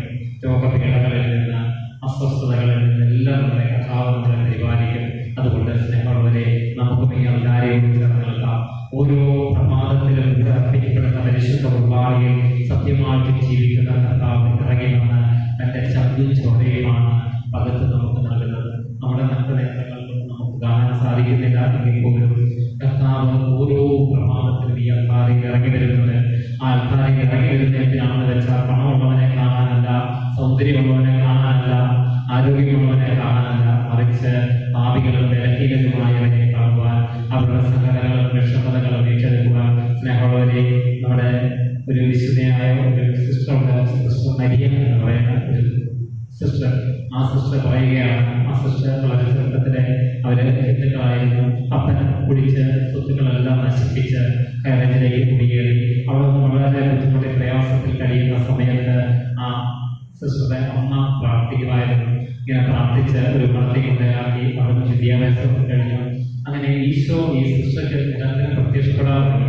അങ്ങനെ പ്രത്യക്ഷപ്പെട്ട് ഈശോയുടെ കാര്യങ്ങളിൽ മരിയ, അന്ന് മരിയായിട്ടില്ല, അന്ന് ഒത്തിരിയേറെ കാര്യങ്ങൾ ഈ മരിയ ഈശോയോട് ചോദിക്കും. നമ്മളിങ്ങനെ വ്യക്തിപരമായിട്ട് രണ്ടുപേരിൽ സംസാരിക്കുന്നത് പോലെ ഈ മരിയ ഈശോയോട് സംസാരിക്കുന്നു. മരിയയുള്ള സംശയങ്ങൾ ചോദിക്കുമ്പോൾ തന്നെ ഈശോ ഒത്തിരിയേറെ കാര്യങ്ങൾ വെളിപ്പെടുത്തി കൊടുത്തു. അങ്ങനെ മരിയ ഒരു ദിവസം ദിവൈന്റെ ചാപ്പലിൽ ഇങ്ങനെ പ്രാർത്ഥിക്കുന്ന സമയത്ത് അരുളിക്കായില് ഗോതമ്പത്തിന് പകരം ജീവൻ തുടിക്കുന്ന ഒരു ഹൃദയമാണ് മരിയ കാണുന്നത്. മരിയ പേടിച്ചു പോയി. മരിയ അടുത്ത ചാപ്പലിലേക്ക് പോയി. അവിടെ ചെന്നപ്പോഴും ഇങ്ങനെ ഹൃദയം തുടിക്കുകയാണ്. അന്നേരം ഈശോ പറയുകയാണ്, മോളെ, ഇതെന്റെ ഹൃദയമാണ്, ഈ തുടിക്കുന്നതിന്റെ ഹൃദയമാണ്. ഈ തിരുവോസ്തിയിൽ രൂപനായിട്ട് നമ്മുടെ മുന്നിലേക്ക് കടന്നു വന്നിരിക്കുന്നത് ഈശോയുടെ ഹൃദയമാണ്. നമ്മൾ വിശ്വാസത്തോടെ പ്രാർത്ഥിക്കാം. നമ്മുടെ ദൈവം നമ്മൾ ഒരു കാരണവശാലും കൈവിടത്തില്ല. നമ്മൾ എപ്പോഴും ദൈവത്തിൽ ആശ്രയിക്കുക. നമ്മുടെ സങ്കടം വരുമ്പോഴും ദുഃഖം വരുമ്പോഴും സന്തോഷം വരുമ്പോഴും എല്ലാം കർത്താവിൻ്റെ അടുത്ത് നന്ദി പറഞ്ഞുകൊണ്ട് കർത്താവിനോട് പറയുക. നമ്മുടെ മക്കളുടെ കാര്യങ്ങൾ എല്ലാം, നമ്മുടെ കുടുംബത്തിന്റെ ഏറ്റവും കാര്യങ്ങൾ. ഞാൻ ഓരോ പരിശുദ്ധവാണിക്ക് പോകുമ്പോൾ അങ്ങനെ പറയും. ഞാൻ ഇങ്ങനെ ചാപ്പലിൽ ചെന്നിരിക്കുമ്പോൾ ഞാൻ ഇങ്ങനെ മൗനമായിട്ടിരിക്കത്തില്ല, അപ്പനുമായിട്ട് ഇങ്ങനെ സംസാരിച്ചുകൊണ്ടിരിക്കും. ഈശോ സക്രായിക്കാത്തത് ഈശോയോട് ഞാൻ പറയുന്നത്, ഈശോയെ ഇന്ന കാര്യങ്ങളോട് എൻ്റെ കാര്യം നീ സാധിച്ചു തരണം. അങ്ങനെ വലിയ വലിയ കാര്യങ്ങൾ എന്ന് പറയാൻ ഞാൻ ഓർക്കുകയാണ്. സ്നേഹമുള്ളവരെ, എൻ്റെ ജീവിതത്തിൽ ഞാൻ ഓർക്കുകയാണ്, ഇഷ്ടംപോലെ ആദായമൊക്കെ കിട്ടിയിരുന്നെങ്കിൽ ഞാൻ ഇവിടെ വന്ന് നിൽക്കത്തില്ല. നമ്മുടെ കയ്യിൽ സാമ്പത്തികമുണ്ട്, നല്ല ഭവനമുണ്ട്, സഞ്ചരിക്കാൻ കാറുണ്ട്. ഇങ്ങനെയൊക്കെയുണ്ടെങ്കിൽ ഞാൻ ശരിക്കും ഒരു തെമ്മാടിയായിട്ട് മാറിയത് മദ്യപിച്ചിട്ടാണ്. പക്ഷേ കർത്താവ് നമ്മുടെ ജീവിതത്തിൽ സകലം എന്ന് പറഞ്ഞാൽ ഈ സുഖല പ്രശ്നങ്ങൾ, കടബാധ്യതകൾ എല്ലാം തന്നതുകൊണ്ടാണ് ഞാൻ ശരിക്കും ദൈവത്തിലേക്ക് തിരിഞ്ഞത്. തീർച്ചയായിട്ടും കഴിഞ്ഞ നാളുകളിൽ കർത്താവ് വളരെ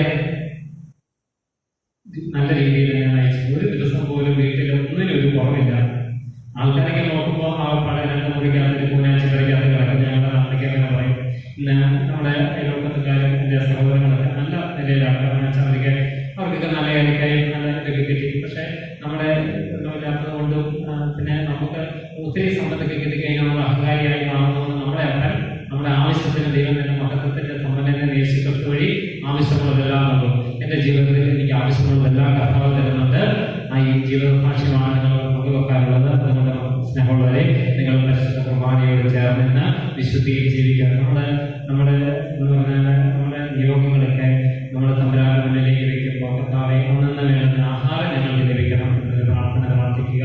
മറിച്ച് നമ്മുടെ മക്കളെ സ്നേഹിതരാനും വിദേശത്തേക്ക് വിടുവാനും ദൈവിക പദ്ധതിയാണെങ്കിൽ മാത്രം അതെല്ലാം നടക്കട്ടെ.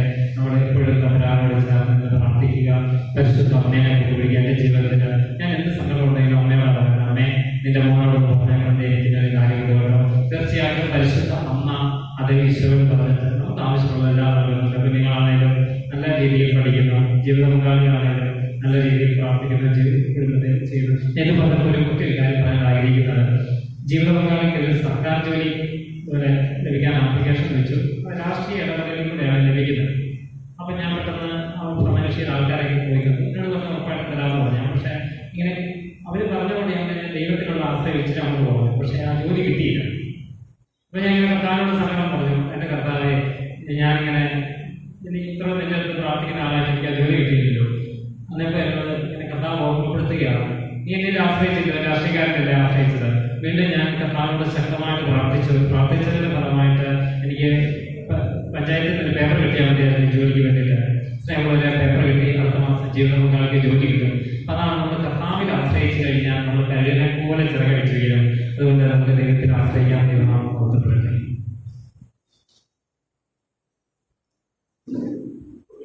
പ്രാർത്ഥിക്കാം. കുടുംബത്തിന് വേണ്ടി, കുഞ്ഞുങ്ങൾക്ക് വേണ്ടി. ഞാൻ സാധാരണ പോകാറുള്ള കുടുംബമാണ്. നമ്മുടെ ദിവസത്തിന് വളരെ അടുത്ത്, നമ്മുടെ വികാരത്തിന് വളരെ അടുത്ത് പിടിച്ചൊരു കുടുംബമാണ്. കൊറോണ കാലത്തൊക്കെ അച്ഛൻ നടത്തിയിരുന്നപ്പോൾ അച്ഛൻ വീട്ടിൽ പോയി. ഞങ്ങളുടെ പള്ളിയിൽ കുറേ ദൂരമുണ്ട്, ഒരു 10-12 കിലോമീറ്റർ ദൂരമുണ്ട് ഞങ്ങളുടെ ഇടയിൽ നിന്ന് ഗോവിൻ്റെ വീട്ടിലെ. അവിടെ ചെല്ലി മരുന്ന് കൊടുക്കുകയും ആ കുഞ്ഞുങ്ങളുടെയൊക്കെ തലയിൽ കൊറോണയുടെ മനുഷ്യൻ പ്രാവുകൊണ്ടെന്നാണ് പറഞ്ഞത്. പിന്നെ അവിടെ വികാരിച്ചൻ ഒരു അസാമാന്യ വിദ്യുത്തിൻ്റെ ഉടമയായതുകൊണ്ട് വിളിക്കാനുള്ള ഭയമൊന്നും ഇല്ലാത്തതുകൊണ്ട് അച്ഛൻ തീർച്ചയായും ഒരു കൈത്താങ്ങായി കൂടി ഉണ്ടായിരുന്നു.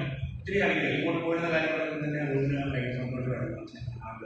അങ്ങനെ വേണ്ടി ആഗ്രഹിക്കുകയാണ് വേണ്ടി പ്രാർത്ഥിക്കാൻ നടത്തെ കർത്താവായി അങ്ങനെ തിരിച്ചെന്നിലായിരുന്നു ദൈവം സൂചിപ്പിക്കുന്നു. നിന്റെ സ്നേഹവും കരുതലുമുണ്ട്. നിന്റെ സുവിശേഷത്തിന്റെ സാക്ഷിയായി നിന്നെ ആഗ്രഹിക്കുന്ന നിത്യതയിലേക്ക് നീ വാഗ്ദാന നിത്യതയിലേക്ക് പ്രവേശിക്കാൻ ആഗ്രഹിക്കുന്നു. പരിശുദ്ധമയുടെ നിരന്തരമായ ഒരു സാന്നിധ്യം പ്രിയമാകന്റെ മേലും മകന്റെ കുഞ്ഞുങ്ങളുടെ മേലും ജീവിത പങ്കാളിയുടെ മേലും സമ്പത്തിന്റെ മേലും വസ്തുവകളുടെ മേലും ഉണ്ടാകാൻ ആഗ്രഹിക്കുന്നു. നമുക്കൊന്ന് കരകളിലേക്ക് കർത്താവിനെ സ്തുതിച്ചു പ്രാർത്ഥിക്കാം. യേശുവേ സ്തോത്രം, യേശുവേ നന്ദി. Hallelujah, hallelujah, hallelujah, hallelujah. യേശുവേ ആരാധന, ദൈവമേ ആരാധന. കരുണയായിരിക്കും കർത്താവേ, പ്രിയമാരോട് കരുണയായിരിക്കും കർത്താവേ. നിന്റെ മകനായി മാത്രം ജീവിക്കാൻ അഭിഷേകം കൊണ്ട് ഞാൻ പ്രാർത്ഥിക്കുന്നു. ഗ്ലോറി ജീസസ്, പ്രൈസ് ജീസസ് കർത്താവേ നന്ദി. Hallelujah, hallelujah, hallelujah, hallelujah. നമുക്ക് ഈ വഴികളൊന്ന് പാടി ദൈവത്തോട് നന്ദി പറയാം. അനുഗ്രഹത്തിൻ അധിപതിയേ ആനന്ദകൃപാ തേന്നതിയേ കരം പഠിച്ചേ. അനുഗ്രഹത്തിൻ അധിപതിയേ ആനന്ദകൃപാ തേന്നതിയേ അനുദിനം നിൻ പദം കേളിയേ അടിയനു നിൻ കൃപമതിയേ അനുദിനം നിൻ പദം കേളിയേ അടിയനു നിൻ കൃപമതിയേ അനുഗ്രഹത്തിൻ അധിപതിയേ അനന്തകൃപാ തേന്നതിയേ അന്തികൾ വന്നിടുവിൽ വലയുകയിൽ എൻ ഹൃദയം വല്ലവൻ നീ എന്നഭയം വന്നിടുവോ നിന്റെ ഭയം വല്ലവൻ നീ എന്നഭയം വന്നിടുവോ നിന്റെ ഭയം അനുഗ്രഹത്തിൻ അധിപതിയേ അനന്തകൃപാ തേന്നതിയേ അനുഗ്രഹത്തിൻ അധിപതിയേ അനന്തകൃപാ തേന്നതിയേ. Praise the Lord. Hallelujah. Hallelujah. ഈ സാക്ഷ്യം കേൾക്കുമ്പോൾ നമ്മൾ ചിന്തിക്കേണ്ട ഒരു കാര്യമുണ്ട്. ഒരു മനുഷ്യന്റെ ജീവിതത്തിൽ അവന്റെ കഥയോ കേൾക്കാൻ വേണ്ടിയിട്ടല്ല നമ്മളത് പങ്കുവയ്ക്കും. മറിച്ച് അവൻ എങ്ങനെയാണ് ദൈവത്തെ കണ്ടുമുട്ടിയത് എന്നാണ് നമ്മൾ പറയുക. എങ്ങനെയാണ് കർത്താവിനോട് ചേർന്ന് ജീവിക്കുവാൻ അവൻ പ്രാപ്തനാകുക എന്നാണ് പറയുക. എങ്ങനെയാണ് അവന്റെ ജീവിതത്തിലേക്ക് അനുഗ്രഹങ്ങൾ ദൈവം വർഷിക്കുന്നത് എന്നാണ് നമ്മൾ പങ്കുവയ്ക്കുക. അത് നമ്മുടെ ജീവിതത്തിലേക്ക് ചേർത്ത് പിടിക്കാൻ ശ്രമിക്കുന്നതാണ്. കർത്താവ് പറഞ്ഞൊരു വചനമുണ്ട്, ആദ്യം നീ എന്റെ രാജ്യവും നീതിയും അന്വേഷിക്കുക, അതോടൊപ്പം നിനക്ക് ഞാൻ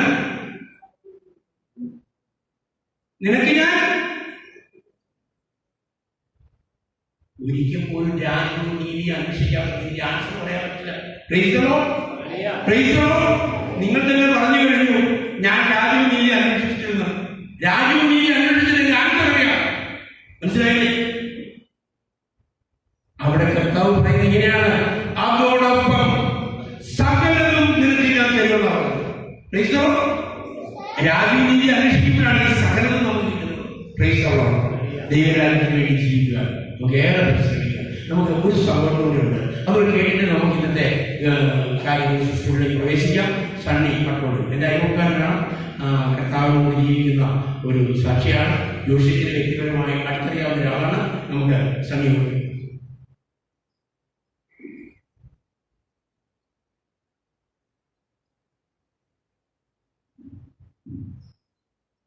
ഞാനൊരു മൈക്കിലൊന്നും സംസാരിച്ചിട്ടില്ല, എനിക്കൊരു സഭയെ അഭിസംബോധന ചെയ്തിട്ടില്ല. പിന്നെ ഞാൻ എന്നെ തന്നെ പരിചയപ്പെടുത്തിയാൽ ഏതാണ്ട് 50 കാലഘട്ടത്തിൽ പാലായിൽ കുടിയേറിയ ഒരു ദാരിദ്ര്യ കുടുംബത്തിലെ 8 ആളുകളിൽ 4ാമത്തെ ആള്. ദാരിദ്ര്യമായിരുന്നു ഞങ്ങളുടെ കുടുംബത്തിലെ സമ്പത്ത്. ഒരു 3 നേരം ഭക്ഷണം കഴിക്കാൻ, കരിക്കടിക്കുക, നമ്മൾ പറഞ്ഞാൽ കഞ്ഞി കുടിക്കാൻ, ചോറുണ്ടാകുന്നതായിരുന്നു എന്റെ സ്വപ്നം. ഒരു വഴികളിലും മുമ്പോട്ട് പോകാൻ കഴിയാതിരിക്കുമ്പോൾ എന്റെ അമ്മ ഞങ്ങളോട് പറയുന്ന ഒരു കാര്യമുണ്ട്. കുർബാനയിൽ, പരിശുദ്ധ കുർബാനയിൽ കാസയും വിലാസയും ഉയർത്തുമ്പോ നമ്മുടെ ബുദ്ധിമുട്ടുകള്, നമ്മുടെ നിയോഗങ്ങൾ അതുകൊണ്ട് ചേർത്ത് പിടിച്ചാൽ ദൈവം അത് നമ്മളെ ഏറ്റെടുക്കും. ചെറുപ്പത്തിലെ ഞാൻ ആലോചിക്കുമ്പോൾ നമ്മുടെ മുന്നിൽ വേണ്ടത് ഒരു നേരത്തെ ഭക്ഷണം. തമ്പുരാനെ നിയോഗ കാസയിലും വിലാസയിലും കൊടുക്കുന്ന നിയോഗത്തിൽ നിന്ന് നമുക്ക് എങ്ങനെ ഭക്ഷണം കിട്ടും, എങ്ങനെ ചെയ്യും, എന്ത് പ്രതീക്ഷയോട് നീങ്ങും എന്നിങ്ങനെ തോന്നും. അപ്പോ ഈ അരി മേടിക്കാൻ മാത്രമില്ല, ഒരു 2 ഏക്കറോളം സ്ഥലമുണ്ട്. അതിൽ 10 ലക്ഷം രൂപയെന്ന് പറഞ്ഞാൽ ഇതുവരെ കപ്പ കൃഷി. അതായത് സാധാരണ പന്നി അത് കുത്തി തിന്ന പന്നിയുടെ തല അടിച്ചു പോകും, പൂസാണ്. അതേ നമുക്ക് കൃഷി ചെയ്യാൻ പറ്റും. അപ്പൊ അതില് ഏതെങ്കിലും നല്ല ഉറപ്പ് തോന്നി വൈകുന്നേരങ്ങളിൽ പുഴുതും. ചില ദിവസം 1-2 നേരം അത് തന്നെ കഴിക്കും. അങ്ങനെ ജീവിക്കും. ദൈവാനുഗ്രഹം കൊണ്ട് മരിച്ചു പോകാതെങ്കിലും ജീവിച്ചു. പ്രത്യാശയോടുകൂടി ഞങ്ങളിങ്ങനെ പണിയിൽ പോകും, പ്രാർത്ഥിക്കും. നമ്മുടെ പറമ്പില് പ്രവർത്തിക്കാൻ പറ്റുന്ന കാര്യങ്ങളിലൊക്കെ പണി ചെയ്യും. അങ്ങനെ ഏതാണ്ട് ഒരു 90, വളരെ ദൂര കാലഘട്ടത്തിലല്ല, ഏതാണ്ട് ഒരു 90കളില് എന്തെങ്കിലും ഒരു പണി ചെയ്യാമെന്നത് 10ാം ക്ലാസ് പാസ്സായി ഞാനൊരു അനിയനൊരു PMRK ലോൺ എടുത്തു. അതിൽ ഒരു 25 രൂപ എടുത്തുകൊണ്ട് ഡൽഹി പോകും. ശരിക്കും ഹിന്ദി പറയാൻ അറിയില്ല, ആളുകളോട് വലിയ കാര്യമായിട്ട് ഇടപെടാനുള്ള പ്രായമില്ല, സാമ്പത്തികമായ ഒരു പരിസ്ഥിതിയുമില്ല. എങ്കിലും ഡൽഹിക്ക് പോയി. ഡൽഹിയിൽ നിന്ന് കുറച്ച് സാധനങ്ങളൊക്കെ മേടിച്ചുകൊണ്ട് കൊണ്ടുവന്ന് കൊടുക്കാം, ഓട്ടോമൊബൈൽ സ്പെയർ മേടിച്ച് കൊടുക്കാൻ തീരുമാനിച്ചു. അങ്ങനെ ഒരു പഴയണ്ടായിരുന്ന ദാസിന്റെ സഞ്ചിയിൽ ഒരു സാധനം വാങ്ങി കേരളത്തിൽ അവർ കൊടുക്കുമ്പോൾ നമ്മുടെ സാധനം വലിയ ഫേമസ് അല്ലാത്തതുകൊണ്ട് എന്തുവരും ഇത് കടം കൊടുക്കും. ആദ്യം കടം കൊടുത്തതോടുകൂടി ബിസിനസ് നിന്നു. രണ്ടാമത് ക്യാപിറ്റൽ ഇല്ല പോകാൻ. അപ്പൊ പിന്നെ ഒരു 10-26 വയസ്സ് പ്രായമായി. നമുക്ക് ആലോചിക്കാൻ പറ്റുന്ന ഒരു കാര്യം എന്താണെന്ന് വെച്ചാൽ കല്യാണം കഴിച്ചേക്കാം. കല്യാണം കഴിച്ചാൽ അത് ഇൻവെസ്റ്റ്മെന്റ് ആണ് എന്ന് ചിന്തിച്ചു. അപ്പോ കല്യാണം കഴിക്കണമെങ്കിൽ വീട് വേണം, ഒരു ജോലി വേണം, സൗന്ദര്യം ഉണ്ടാവണം, സൈസ് ഉണ്ടാവണം. അങ്ങനെ മാനദണ്ഡങ്ങളുണ്ട്. അത് ഓരോ സ്ഥലങ്ങളിൽ പോകുമ്പോഴാണ് നമുക്ക് മനസ്സിലായത് എന്റെ മുഖവും എന്റെ കളറും എന്റെ സൗന്ദര്യവും അത്ര ചെലവാകുന്നതല്ല. ഞാൻ എന്ത് ചെയ്തു? 2 കൽപ്പിച്ചു, വേറെ വഴിയില്ല. ഞാനിങ്ങനെ അന്വേഷിച്ചു. അപ്പൊ എന്റെ ഒരു സുഹൃത്ത് വഴി ഞാൻ എന്റെ ഭാര്യയെ കല്യാണത്തിനൊന്നും കാണുന്നു. അപ്പൊ ഒരു ദുഃഖവെള്ളിയാഴ്ച കാണുന്നു, ഡൽഹി വെച്ച് കാണുക. ഗുഡ് ഫ്രൈഡേ തന്നെ പറയാം, എന്റെ ഭാര്യയെ കണ്ടെടുക്കാൻ എനിക്ക് എന്റെ പങ്കാളിയെ കണ്ടെത്താൻ പറ്റിയ ഒരു ദിവസം. ദുഃഖവെള്ളി മാത്രമല്ല, ഇത് ഗുഡ് ഫ്രൈഡേ പോലെ. ഞാൻ എന്റെ ഭാര്യയെ പോയി കണ്ടു. കല്യാണം കഴിക്കാനല്ല, പെണ്ണ് കാണാനൊന്നും പറഞ്ഞില്ല. വെറുതെ ചായയൊക്കെ ഉണ്ടാക്കി തന്നു. എല്ലാവരും കൂടി കുടിച്ചു. കുടിച്ചതിന് ശേഷം എന്റെ ഭാര്യയോട് എന്റെ ഭാര്യയുടെ സുഹൃത്ത് പറഞ്ഞു, നിന്നെ കാണാൻ വന്നേക്കുന്ന ചെറുക്കന വേണമെങ്കിൽ ഒന്ന് സംസാരിച്ചു. ഭാര്യയ്ക്ക് എന്താ താല്പര്യം തോന്നിയില്ല. ഭാര്യ കൊടുക്കാൻ ഇങ്ങനെ എഴുതുന്നത് എനിക്ക് തോന്നി. എനിക്കെന്തായാലും എന്നെ വേണ്ടി എന്തെങ്കിലും ഒരു ഇൻവെസ്റ്റ്മെന്റിന് വേണ്ടിയില്ല. അപ്പൊ ഭാര്യയുടെ അടുത്ത് സംസാരിച്ചപ്പോ ഭാര്യ എന്നോട് പറഞ്ഞു, ഒരു 50,000 രൂപ ഞാൻ ജോലി ചെയ്ത് എന്റെ കയ്യിൽ സൂക്ഷിച്ചിട്ടുണ്ട്. എന്റെ വീട്ടിൽ എന്റെ ചേട്ടനെ കല്യാണം കഴിക്കാതിരിക്കുന്നു, അപ്പനില്ല, ഒരു അമ്മയുണ്ട്, ഒരു സഹോദരനുണ്ട്. സഹോദരൻ സാധാരണ വീടൊന്നും നോക്കുന്ന ആളല്ല, അതിനുള്ള ശേഷിയില്ല, ഒരു ഓട്ടിസം പോലെയൊക്കെ ഒരു ആള്. ഞാനിതൊന്നും ശ്രദ്ധിച്ചില്ല. ഞാൻ 50,000 പിടിച്ചു. 50,000 കിട്ടാൻ അടുത്ത തവണ കല്യാണം കഴിക്കുന്നത്, കല്യാണം പറ്റാതെ 50,000 കഴിക്കാം. അടുത്ത തവണ ഡൽഹിക്ക് പോയി കുറച്ച് സാധനങ്ങൾ മേടിക്കാം, തിരിച്ചു കൊണ്ടുപോകാം. 1,00,000 രൂപ കിട്ടും. 1,00,000 രൂപ പോയി അങ്ങനെ വലുതായി വരാമെന്ന സ്വപ്നം കണ്ടു. കാരണം എനിക്ക് ആകെ 2 ഏക്കർ സ്ഥലമുണ്ട്, 8 മക്കളുണ്ട്, വീടില്ല, 10ാം ക്ലാസ് വിദ്യാഭ്യാസം, വേറൊരു ഓപ്ഷൻ ഇല്ല. വലിയൊരു രീതിയിൽ കല്യാണം കഴിക്കാനോ സ്ത്രീധനം തരാനോ തയ്യാറായി ഇരിക്കുകയാണ്. എന്തായാലും ഞാൻ ഈ വീട്ടിൽ തന്നെ കഴിക്കാമെന്ന് വിചാരിച്ചു. ഞാൻ വീട്ടിൽ ചെന്ന് പറഞ്ഞു, ഇങ്ങനെ ഒരു പെൺകുട്ടിയെ കേട്ടിട്ടുണ്ട്, തിരക്കേടില്ല, അപ്പോ കല്യാണം കഴിച്ചാലൊന്നും ആലോചിക്കുന്നു. പത്തനംതിട്ടക്കാരിയാണ്, വീടൊന്നും സാഹചര്യമൊന്നും കണ്ടുപിടിക്കാൻ സാധിക്കൊന്നുമില്ല, കാരണം എത്രയും ദൂരെയാണ്. അതുകൊണ്ട് ഇതൊക്കെ പ്രൊസീഡ് ചെയ്താണ്. അപ്പൊ എന്റെ അപ്പം പറഞ്ഞു, കാര്യമായ പൈസയൊന്നും കിട്ടാതെ എങ്ങനെ ജീവിച്ചു പോകും, ഈ 50,000 കൊണ്ട് എന്ത് ചെയ്യാനും. ഞാൻ ഓർത്തു അത് ശരിയാണ്, ഒന്നും കൂടെ ഒന്ന് ആലോചിക്കാം. ഞാനിങ്ങനെ കറങ്ങിയാണ് നോക്കിയിട്ട് ഒരു വഴിയില്ല, വേറെ ഓപ്ഷൻ ഇല്ല. ഞാൻ അപ്പൊ എറണാകുളത്താണ് താമസിക്കുന്നത്. നമ്മുടെ സെന്റ് ജെയിംസ് ബസിലിക്ക പള്ളിയുടെ മുമ്പിൽ നിത്യാരാധന ഒരു ചാപ്പലുണ്ട്. ഞാൻ എന്തായാലും രണ്ടു കൽപ്പിച്ച് ചാപ്പലിൽ മിക്കവാറും പോകും. ഈ ചാപ്പലിൽ പോയി ഇരുന്നു.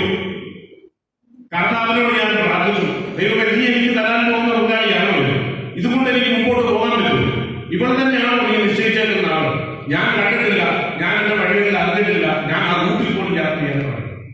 അങ്ങനെ നിരന്തരം പ്രാർത്ഥിച്ചു. ഒരു ദിവസം ഞാൻ നോക്കുമ്പോ ക്രൂശിലിരുന്ന കർത്താവ് ഒരു കൈ കെട്ടി എന്റെ ഭാര്യയെ വിളിച്ചിരിക്കുന്നു. ഞാൻ മാറി, വേറെ ഒന്നും ചിന്തിച്ചില്ല.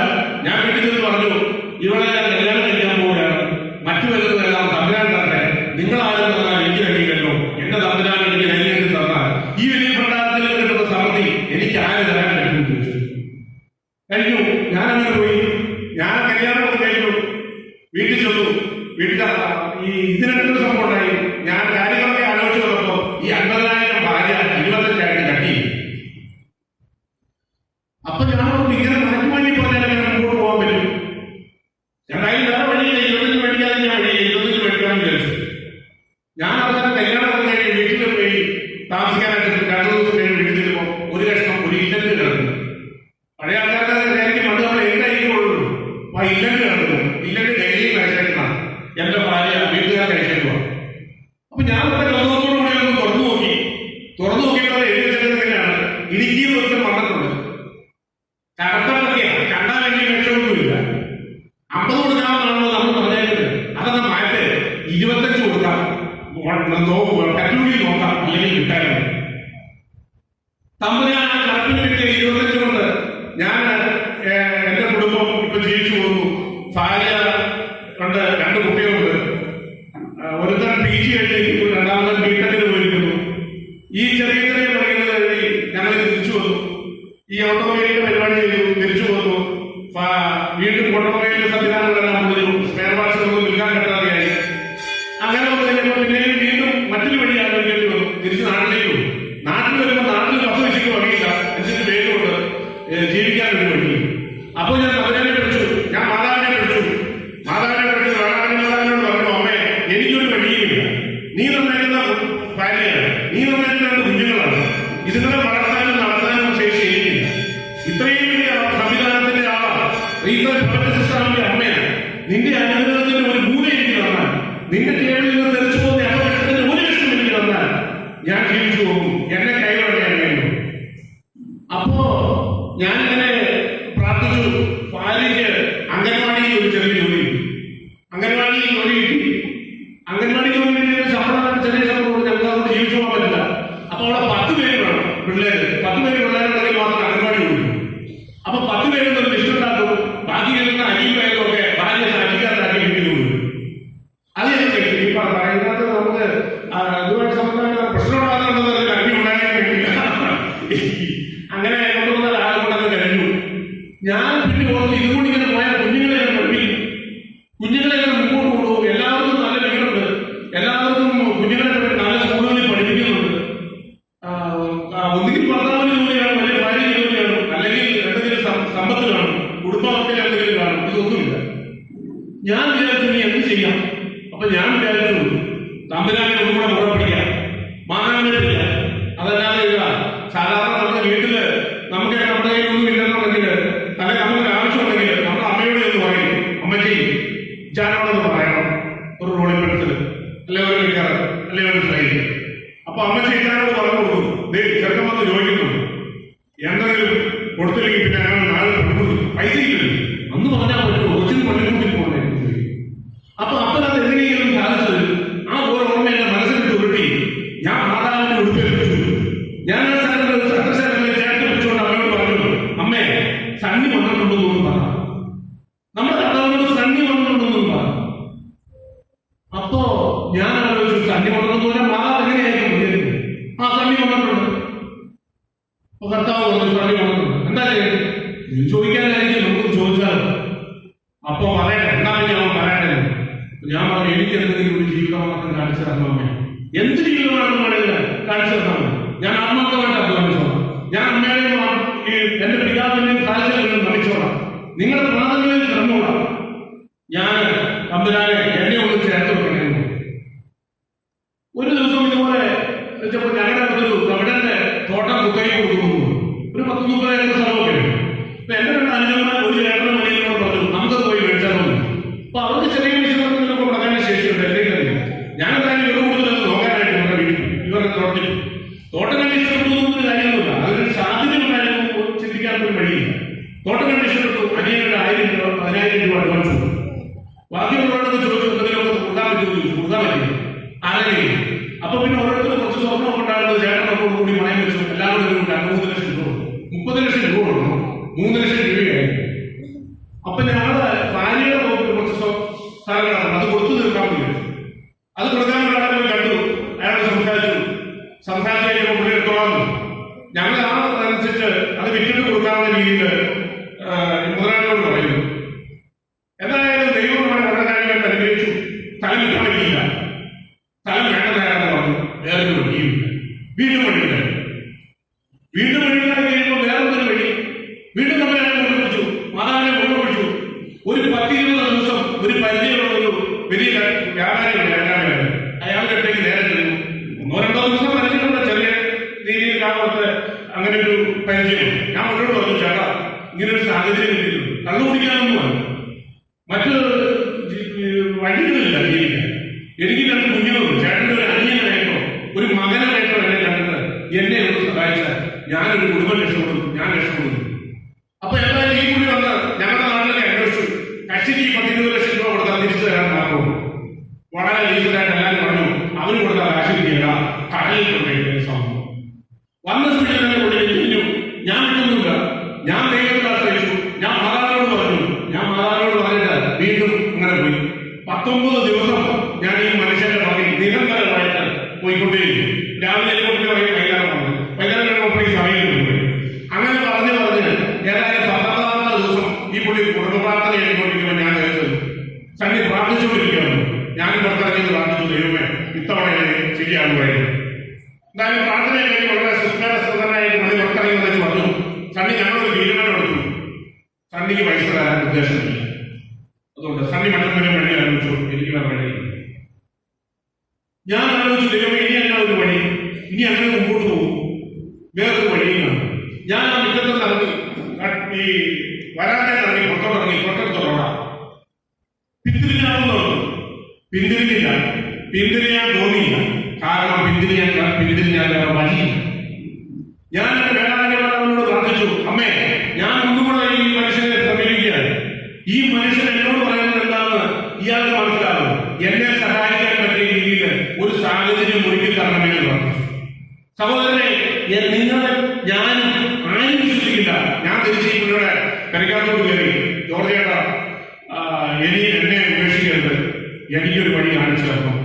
ചേട്ടൻ്റെ ഒരു മകനായിട്ട്, ഒരു സഹോദരനായിട്ട്, ഒരു ജീവിക്കാൻ ഒരു വഴി തരുന്ന ഒരു മനുഷ്യനെ ഒരു സഹായിച്ചതുമാണ് ചേട്ടൻ ഒരു സൗകര്യം ചെയ്തു തന്നു. ഈ പുള്ളി പറഞ്ഞു, നാളെ കടയിലേക്ക് വരണം, ഒറ്റ നാളെ കടയിലേക്ക് വരണം. ഞാൻ രാവിലെ കടയിൽ ചെല്ലുമ്പോൾ എന്നോട് പറഞ്ഞു, വണ്ടി വിളിച്ചു, 2000 കിലോ വേണ്ടക അടുത്തിറങ്ങി തന്നു, ഇതുകൊണ്ട് വിറ്റു. വിറ്റിട്ട് എന്ത് പൈസ തരുന്നു? ഞാൻ പറഞ്ഞു, 6 മാസത്തിനുള്ളിൽ പൈസ തരാൻ. 6 മാസത്തിനുള്ളിൽ പൈസ കൊടുക്കാമെന്ന് പറഞ്ഞു. അപ്പൊ അമ്മയ്ക്ക് വേണ്ടി പറമ്പിൽ ആദായവും ഞങ്ങൾ പോയിരുന്ന് അധ്വാനിച്ചു. ഈ 6 മാസത്തെ പൈസ 6 മാസം കഴിഞ്ഞപ്പോഴേക്കും ഇൻസ്റ്റാൾമെന്റുകളായിട്ട് ഇയാൾക്ക് പൈസ കൊടുക്കാൻ പറ്റി. അങ്ങനെ ഞാൻ ആ തോട്ടത്തിൽ പോയി. ഞാൻ നേരെ മാതാവിന്റെ അടുത്ത് പറഞ്ഞു, അമ്മേ, ഇത്രയും വലിയൊരു സൗജന്യം, ഇത്രയും വലിയൊരു സമൃദ്ധി, ഇത്രയും വലിയ പണ്ടാരത്തിൽ ഒഴിച്ചു വെച്ചിട്ട് എനിക്ക് അമ്മയോട് ചോദിക്കാൻ, എന്നോട് ആത്മാർത്ഥതയോട് കൂടി പെരുമാറാൻ, അമ്മയുടെ അടുത്തൊന്ന് താഴാൻ എനിക്ക് പറ്റിയില്ലോ. എനിക്ക് ഇപ്പോഴാണല്ലോ സാധിച്ചത്. അതിനിങ്ങോട്ട് ദൈവം എന്നെ നടത്തിയത് മാതാവ് നമ്മൾ കുഞ്ഞു കൊച്ചുകളെ നമ്മൾ പണിയിൽ കൊണ്ടുവരുമ്പോൾ ടൈഗറുകളിൽ തൂക്കി നടത്തുന്നത് പോലെ ഓരോ വിരലുകളിൽ തൂക്കി ഒരു കല്ല് തട്ടാതെ, ഒരു കാല് പണിയാതെ, ഒരു പാദം പതറാതെ തമ്പുരാൻ നമ്മളെ എന്നെ നടത്തിക്കൊണ്ടിരിക്കുകയാണ്. എന്റെ കുടുംബത്തെ നടത്തിക്കൊണ്ടിരിക്കുന്നത്. പ്രശ്നങ്ങൾ ഇഷ്ടം പോലെ ഉണ്ടായിട്ടുണ്ട്, നഷ്ടങ്ങൾ ഇഷ്ടം പോലെ ഉണ്ടായിട്ടുണ്ട്, കഷ്ടങ്ങൾ ഇഷ്ടം പോലെ ഉണ്ടായിട്ടുണ്ട്, വേദനകൾ ഉണ്ടായിട്ടുണ്ട്. ഞാനപ്പോൾ പ്രാർത്ഥിക്കും, തമ്പുരാനെ, നീ തരുന്നതിന് കുഴപ്പമില്ല, ഇത് തരുന്നത് സ്വീകരിക്കാൻ, അത് ചുമക്കാൻ, ആ ഭാരം വഹിക്കാൻ ഒരു ശേഷി എനിക്ക് തരണമേ. അല്പം അത്യത്ഭുതമായിട്ട് ദൈവം ഇടപെടുന്നു, മാതാവ് ഇടപെടുന്നു. പരിശുദ്ധ കല്യാണത്തിന് പറയും, എനിക്ക് വേണ്ടി മാതൃസം വഹിക്കുന്നു, നിങ്ങൾ ഓരോരുത്തർക്കും വേണ്ടി മാതൃസം വഹിക്കുന്നു. നമ്മുടെ ചെറിയ കാര്യങ്ങൾ, നമ്മുടെ വലിയ കാര്യങ്ങൾ, ഓരോ ചെറിയ സംവിധാനങ്ങളും തമ്പുരാൻ ഏറ്റെടുക്കുന്നു, വഴി നടത്തുന്നു, നമ്മളെ ചേർത്ത് പിടിക്കുന്നു. അപ്പൊ ഞാൻ മാതാവിനോട് പറഞ്ഞു, മാതാവ് എനിക്ക് തരുന്ന കൊണ്ട് കുറച്ച് കുറേശ്ശെ കാലം ഞാൻ പള്ളിക്ക് കൊടുക്കുക, വേണമെങ്കിൽ കൊണ്ടു തന്നോളാം. അപ്പൊ 30 ഏക്കറുണ്ട്. 1 ഏക്കറിന് 10 കിലോ വെച്ച്, അല്ല 1 കിലോ വെച്ച് 30 കിലോ ഏലക്ക ഞാൻ ഉണക്ക ഏലക്ക പള്ളിയിൽ കൊണ്ടുവന്നോളാം. അപ്പൊ അങ്ങനെ ഏലക്കായി കൊടുക്കാവുന്ന ഒരു സംവിധാനമായി ഒരു 10-78 ലക്ഷം 70 ലക്ഷം രൂപയുടെ കടമായി കഴിഞ്ഞപ്പോൾ എന്ത് പറ്റി? എന്റെ സഹോദരങ്ങളുടെ ഇത്രയും വലിയ കടം മുമ്പോട്ട് കൊണ്ടുപോകാൻ എനിക്ക് പറ്റില്ല, ഞങ്ങൾ ഈ പരിപാടി ഉപേക്ഷിക്കുന്നത്. വളരെ ഡീസൻ്റായിട്ട് അവർ പരിപാടി ഉപേക്ഷിച്ചു. അവരെനിക്ക് വേണ്ടി ഈ 78 ലക്ഷം രൂപയുടെ 30 ഏക്കർ സ്ഥലമുണ്ട്. ഒരാൾക്ക് പണിക്കൂലി കൊടുക്കാൻ മാർഗമില്ല, ഒരു പൈസയ്ക്ക് പോലും വഴിയില്ല. എന്തായാലും ഞാനിങ്ങനെ കൊടുക്കാനുള്ള പോയി കലവർത്താൻ പറഞ്ഞു, എങ്ങനെയെങ്കിലും ഒന്ന് സഹായിക്കണം, ഏകായാലും കൊടുത്തിട്ട് തരാം തന്നു സഹായിക്കണം, അത് നിലനിർത്തിക്കൊണ്ട് പോയാലും തരാൻ വേണ്ടി കൊടുക്കും. ദൈവസഹായം, മാതാവിന്റെ മധ്യസ്ഥം, തമ്പുരാന്റെ അനുഗ്രഹം ഈ ഇത്തരക്കാരിൽ സംഭവിച്ചു. പിറ്റേ വർഷമായി നല്ല കാലാവസ്ഥ കിട്ടി, ഇഷ്ടം പോലെ ഏലക്കായ കിട്ടി. ഏലക്കായ്ക്ക് 200-260 രൂപ വില കിട്ടി. കൊടുക്കേണ്ടവരുടെ എല്ലാം മുഴുവൻ പൈസ കൊടുത്തു. എല്ലാവരും ഓരോരുത്തരും വിളിച്ചു. വീണ്ടും തമ്പുരാന്റെ അടുത്ത് പോയി തമ്പുരാന് നന്ദി പറഞ്ഞു, മാതാവിനെ ചേർത്ത് പിടിച്ചു. മാതാവിന്റെ ഉടുപ്പേൽ പിടികിട്ടില്ല.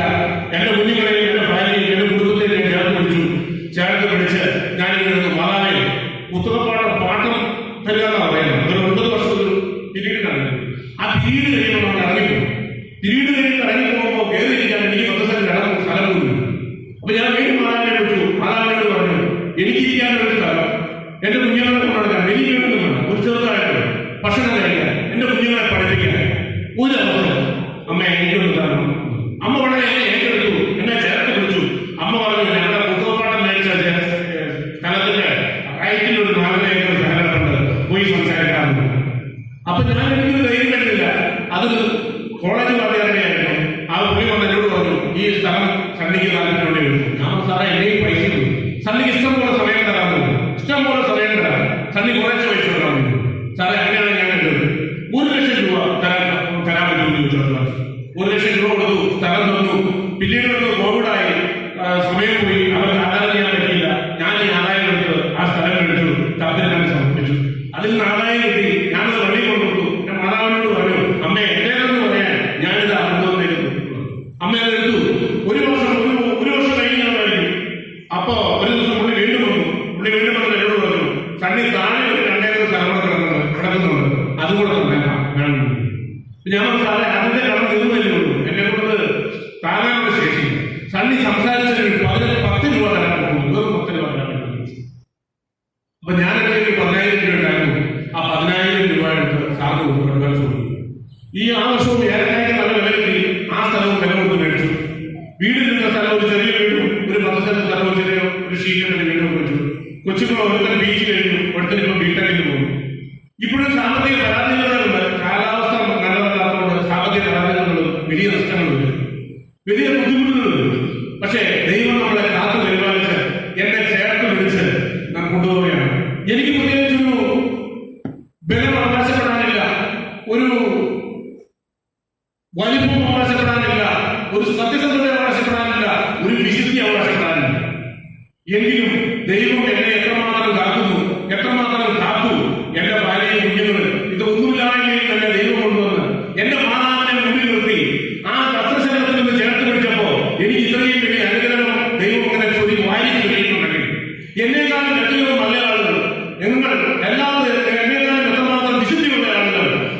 സമൂഹത്തിലൂടെ വന്നിരിക്കുമ്പോൾ ഈ മാതാവിനോട് പറഞ്ഞാൽ, നമ്മുടെ രക്ഷകനോട് പറഞ്ഞാൽ, ഈ വലിയ ഭണ്ഡാരത്തിൽ നിന്ന് നിങ്ങൾക്ക് എന്തും വേണം അത് തരും. നമ്മുടെ കൈകളൊന്നും നീട്ട്, കണ്ണുകളൊന്നും അടയ്ക്ക്, നടുവൊന്നും അടയ്ക്ക്, മൂക്കൊന്നും കുത്ത്, ഇത് മതി. ഇതാണ് ദൈവം ആഗ്രഹിക്കുന്നത്. ഇതിലൂടെ ദൈവം നമുക്ക് തരാൻ പോകുന്ന സൗജന്യം എത്രയാണ്, സമൃദ്ധി എത്രയാണെന്ന് എനിക്കറിയില്ല. തമ്പുരാൻ നമ്മളെ അതുമാത്രം അനുഗ്രഹിക്കും എന്നാണ് എന്റെ ജീവിത സാക്ഷ്യം. ഞാനിപ്പോ ജീവിച്ചു പോകുന്നത് അങ്ങനെയാണ്. അപ്പൊ ഇങ്ങനെ ഇരുന്നപ്പോൾ ജോണിച്ചേട്ടൻ എന്നോട് പറഞ്ഞു, ഞാൻ ജോഷിയേട്ടന്റെ അടുത്തേക്ക് പോകുന്നുണ്ട്, ഇങ്ങനെ ഒരു ധ്യാനം പറയുന്നത്. അപ്പൊ ഞാൻ പറഞ്ഞു, ജോഷിയേട്ടന്റെ അടുത്തേക്കാണ് ഞാനും വരുന്നത്. ഞങ്ങൾക്ക് നഷ്ടപ്പെട്ട സമൃദ്ധിയാണ് ജോഷിയേട്ടൻ, ഞങ്ങൾക്ക് നഷ്ടപ്പെട്ട സ്നേഹമാണ് ജോഷിയേട്ടൻ. ഞങ്ങളുടെ ഇടയിൽ സമൂഹത്തില് ഇത്രയും നല്ല വിശുദ്ധിയുള്ള ഒരു മനുഷ്യനെ, ദൈവാനുഗ്രഹമുള്ള മനുഷ്യനെ എന്റെ അനുഭവത്തിൽ ഞാൻ കണ്ടിട്ടില്ല, ഞാൻ ശ്രദ്ധിച്ചിട്ടില്ല. ആ ജോഷിയേട്ടനെ കാണുക എന്ന് പറഞ്ഞത് എനിക്ക് ഒരു ഊർജ്ജമാണ്. ജോഷിയേട്ടനോട് സംസാരിക്കാന്ന് പറഞ്ഞ ഒരു ചൈതന്യമാണ്. ആ തമ്പുരാൻ മേടിച്ചിരുന്ന അനുഗ്രഹങ്ങൾ വാടാ നമ്മൾ വന്ന് എല്ലാവർക്കും വീതം വെച്ചു. അച്ഛനെങ്കിലും ആത്മീയമായിട്ടും വാടാ നീ വാടാ തണ്ണി വാടാ നമ്മളെ വിളിച്ചു. എന്തെങ്കിലും എല്ലാം നിനക്ക്.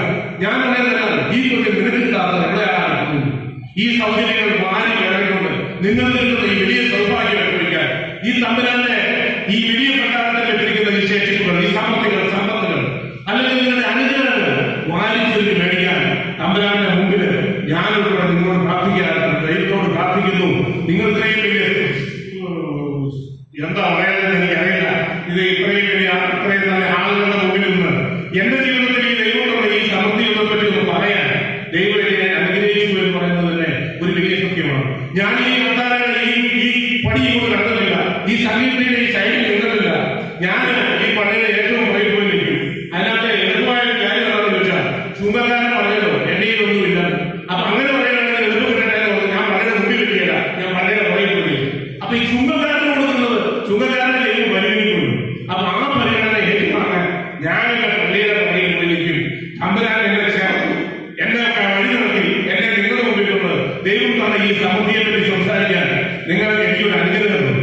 ഇത്രയും വലിയ സമൃദ്ധി ഒന്ന് ചോദിച്ചു വാങ്ങിക്കാൻ, ഇത്രയും വലിയ തമ്പുരാനെ ഒന്ന് അടുത്തറിയാൻ, നമ്മുടെ മാതാവിനെ ഒന്ന് ചേർത്ത് പിടിക്കാൻ നിങ്ങൾക്കാവുമെങ്കിൽ സഹോദരങ്ങളെ, സ്നേഹിതരെ, മാതാപിതാക്കളെ, നാം പിന്തിരിഞ്ഞ് ചിന്തിക്കേണ്ടി വരില്ല.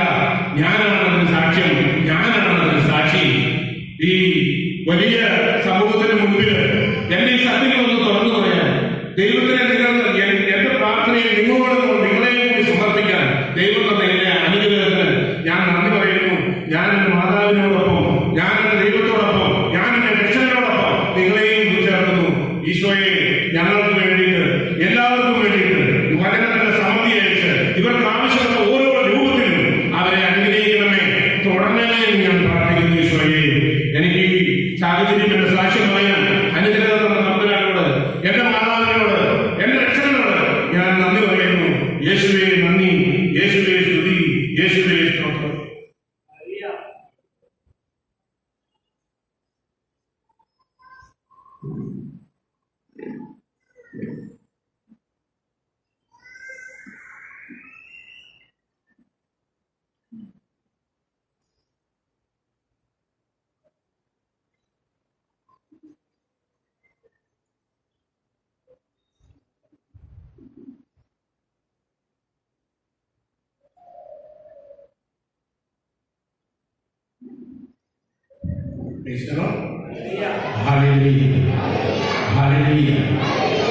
ഈ സണ്ണിയെ വ്യക്തിപരമായിട്ട് അറിയാവുന്ന ഇടവക്കാരുണ്ടല്ലോ, നമ്മുടെ ജോസഫ് ശ്രീകസാരെന്ന കുടുംബത്തിനും സണ്ണിയെ അറിയാവുന്നതാണ്.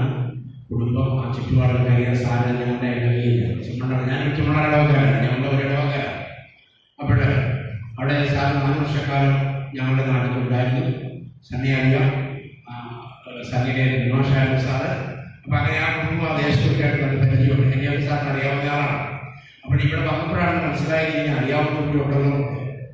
ആരും അറിയാവുന്നവരും പുറത്തേക്കാ പറഞ്ഞു, പക്ഷെ ഒത്തിരി പേര് അറിയാവുന്നവരാണ്. അങ്ങനെയാണ് കാര്യം.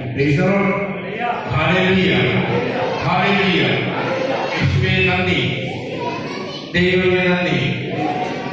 നമുക്ക് കണ്ണിലേക്ക് നടക്കാം. എന്റെ ഈശോ അനേകർക്ക് അനുഗ്രഹം കൊടുത്ത് നമുക്ക് കേൾക്കുകയാണ്. അനേകരുടെ ജീവിതത്തിലെ സമൃദ്ധിയെ കുറിച്ച് അറിയുകയാണ്. ഈ ധ്യാനത്തിലൂടെ, ഈ ശുശ്രൂഷയിലൂടെ എൻ്റെ ജീവിതത്തിലേക്ക്, എൻ്റെ കുടുംബത്തിലേക്ക് ദൈവഹിതം കടന്നു വരുവാൻ, ദൈവഹിതത്തിൻ്റെ സമൃദ്ധി അനുഭവിക്കുവാൻ എനിക്കൊരു അഭിഷേകം തരണമെന്ന് ഈശോ പ്രാർത്ഥിക്കാം. ജെറമ്യാ പ്രവാചകന്റെ പുസ്തകം 29:11 പറയുന്നത്, നിന്നെ കുറിച്ച് ഒരു പദ്ധതി എൻ്റെ മനസ്സിലുണ്ട്, അത് നിന്റെ നാശത്തിനുള്ളതല്ല, ക്ഷേമത്തിനുള്ളതാണ്. എന്റെ ക്ഷേമത്തിനായി ഒരുക്കിയ പദ്ധതിയിലേക്ക് പ്രവേശിക്കുവാൻ ആവശ്യമായ ഒരു തിരിച്ചറിവ് എന്റെ കർത്താവേ എനിക്ക് തരണമേ എന്ന് ഇരു കരങ്ങളും മാറോട് ചേർത്ത് വെച്ച് നമുക്ക് പ്രാർത്ഥിക്കാം. ഈശോയെ പറയുന്നുണ്ട്, പതിനെട്ടുകളെ ഓർമ്മിപ്പിക്കുന്നു, നീ പൂർണ്ണ ഹൃദയത്തോടെ എന്നെ അന്വേഷിക്കുമ്പോൾ അത് കണ്ടെത്തും. ഈശോയെ പൂർണ്ണ ഹൃദയത്തോടെ ഞങ്ങളെ അന്വേഷിക്കുവാൻ അങ്ങൊരുക്കിയ വലിയ അവസരമാണ്. എന്നെയും എൻ്റെ കുടുംബത്തെയും എൻ്റെ കുഞ്ഞുങ്ങളെയും ജീവിത പങ്കാളിയെയും എൻ്റെ സഹോദരങ്ങളെയും മാതാപിതാക്കളെയും അങ്ങയുടെ തിരുസന്നിധിയിൽ സമർപ്പിക്കുന്നു. കർത്താവേ, നിന്നോട് ചേർന്ന് സഞ്ചരിക്കുവാൻ എൻ്റെ ജീവിതത്തിൽ തടസ്സമായി നിൽക്കുന്ന ദൈവാനുഭവം എന്നിലേക്ക്, എൻ്റെ കുടുംബത്തിലേക്ക്, കുഞ്ഞുങ്ങളിലേക്ക് കടന്നു വരുവാൻ തടസ്സമായി നിന്നെല്ലാം തിരിച്ചറിയുവാൻ, കണ്ടെത്തുവാൻ ഒരു അനുഗ്രഹം നീ എനിക്ക് തരണം. നിന്റെ ഹിതം അറിഞ്ഞ് ജീവിക്കുവാൻ എന്ന് നീ പ്രാർത്ഥനയാക്കണം. കരങ്ങളെ തമ്പുരാന്റെ സന്നിധിയിൽ ഉയർത്തുകയാണ്. കർത്താവേ, നിന്റെ കരങ്ങളിൽ നീ സമർപ്പിക്കുന്നത് പറയാം. നിന്റെ ഹിതം ഈ നിമിഷങ്ങളിൽ എന്നെ ഓർമ്മിപ്പിക്കണം. നിന്റെ പദ്ധതി എന്നെ പഠിപ്പിക്കണം. തന്റെ ബോധത്തിന്റെ സമ്പന്നതയിൽ നിന്ന് തന്റെ പ്രിയപ്പെട്ടവർക്ക് ആവശ്യമുള്ളതെല്ലാം നൽകുമെന്ന് വാഗ്ദാനം ചെയ്ത കർത്താവേ, നിന്റെ സന്നിധിയിൽ കരങ്ങളുയർത്തി നിൽക്കുന്ന ഞങ്ങളെല്ലാം നീ അനുഗ്രഹിക്കണം. കർത്താവെ, ഇടവയെ അനുഗ്രഹിക്കണം, ശുശ്രൂഷകളെ അനുഗ്രഹിക്കണം. കർത്താവെ, ഈ നിമിഷങ്ങളില് നിന്റെ കൃപ ഞങ്ങളിലേക്ക് കൊടുക്കണം. ഞങ്ങൾക്ക് സ്നേഹത്തോടെ കർത്താവെ നീ നൽകിയ എല്ലാ നന്മകളെയും ഓർത്ത് സ്തുതിക്കുന്നു. കർത്താവെ, ഇടവയിലെ ഞങ്ങളുടെ പ്രിയപ്പെട്ട അച്ഛൻ, ഞങ്ങളുടെ പ്രിയപ്പെട്ട സിസ്റ്റേഴ്സ്, കൈകാരന്മാർ, കമ്മിറ്റിക്കാർ, ശുശ്രൂഷകർ സകലരെയും അങ്ങനെ പരിസ്ഥിതിയിലേക്ക് ഞങ്ങൾ ചേർത്ത് വയ്ക്കുന്നു. ഞങ്ങളുടെ അയൽവാസികളെ ഞങ്ങൾ ഓർക്കുന്ന കർത്താവേ, ഞങ്ങളുടെ സുഹൃത്തുക്കളെ ഞങ്ങൾ ഓർക്കുന്ന കർത്താവേ, അവരെല്ലാം ഞങ്ങൾ സമർപ്പിക്കുന്ന കർത്താവേ, ഈ ഇടവക, ഈ വേണ്ടപ്പെട്ട ഇടവക എന്ന് പറയുന്നത് കർത്താവെ അനുഗ്രഹത്തിന്റെ പെരുമഴയായി തീരുവാനും അനേകർക്ക് സാക്ഷ്യമുള്ള ഇടവകയായി തീരുവാനും തക്കവണ്ണം കർത്താവെ ഇടവകയെ ഉണർത്തണമേ എന്ന് പ്രാർത്ഥിക്കുന്നു. കർത്താവെ, ഈ ഇടവകയെ അങ്ങനെ ജലത്തിന് വിപരീതമായി പ്രവർത്തിക്കുന്ന എല്ലാത്തിന്റെയും നിന്നും, പൗശാചിക ശക്തികളിൽ നിന്നും, മദ്യത്തിന്റെയും മയക്കുമരുന്നിന്റെയും മറ്റ് അനാശാസ്യ പ്രവൃത്തികളിൽ നിന്ന് കർത്താവെ പൂർണ്ണമായി ഞങ്ങളെ വെടിയിക്കണമെന്ന് ഞങ്ങൾ പ്രാർത്ഥിക്കുന്നു. ക്രിസ്ത്യാനികൾ ഞങ്ങളുടെ ദേശത്ത് നടന്നു പോകട്ടെ, തിന്മയുടെ സാന്നിധ്യം നിന്ന് മാറിപ്പോകട്ടെ. വന്യമൃഗങ്ങളുടെയും കാട്ടുജന്തുക്കളുടെയും അപകടങ്ങളിൽ നിന്നും ആക്രമണം ഞങ്ങൾ സംരക്ഷിക്കപ്പെടട്ടെ. കർത്താവെ, നമുക്കെതിരെ നിൽക്കുന്ന ദുഷ്ടന്റെ എല്ലാ കൃതികളിൽ നിന്നും ഈ പ്രദേശത്തെ സംരക്ഷിക്കുവാൻ കർത്താവെ നിന്റെ വാഗ്ദത്തങ്ങൾ നീ ദേശത്തിന് നീട്ടണമേ എന്ന് പ്രാർത്ഥിക്കുന്നു. കർത്താവെ, ഈ ദേശത്തിന് മേൽ അനുഗ്രഹം വർഷിക്കണമേ. കർത്താവെ, ഈ ദേശത്തിന്റെ മക്കളുടെ മേൽ അനുഗ്രഹം വർഷിക്കണമേ. കർത്താവെ, കൃപയെടുക്കണമേ. കർത്താവെ, ഹല്ലേലൂയ. ചേർന്ന് നമുക്ക് സ്തുതിച്ച് പ്രാർത്ഥിക്കാം.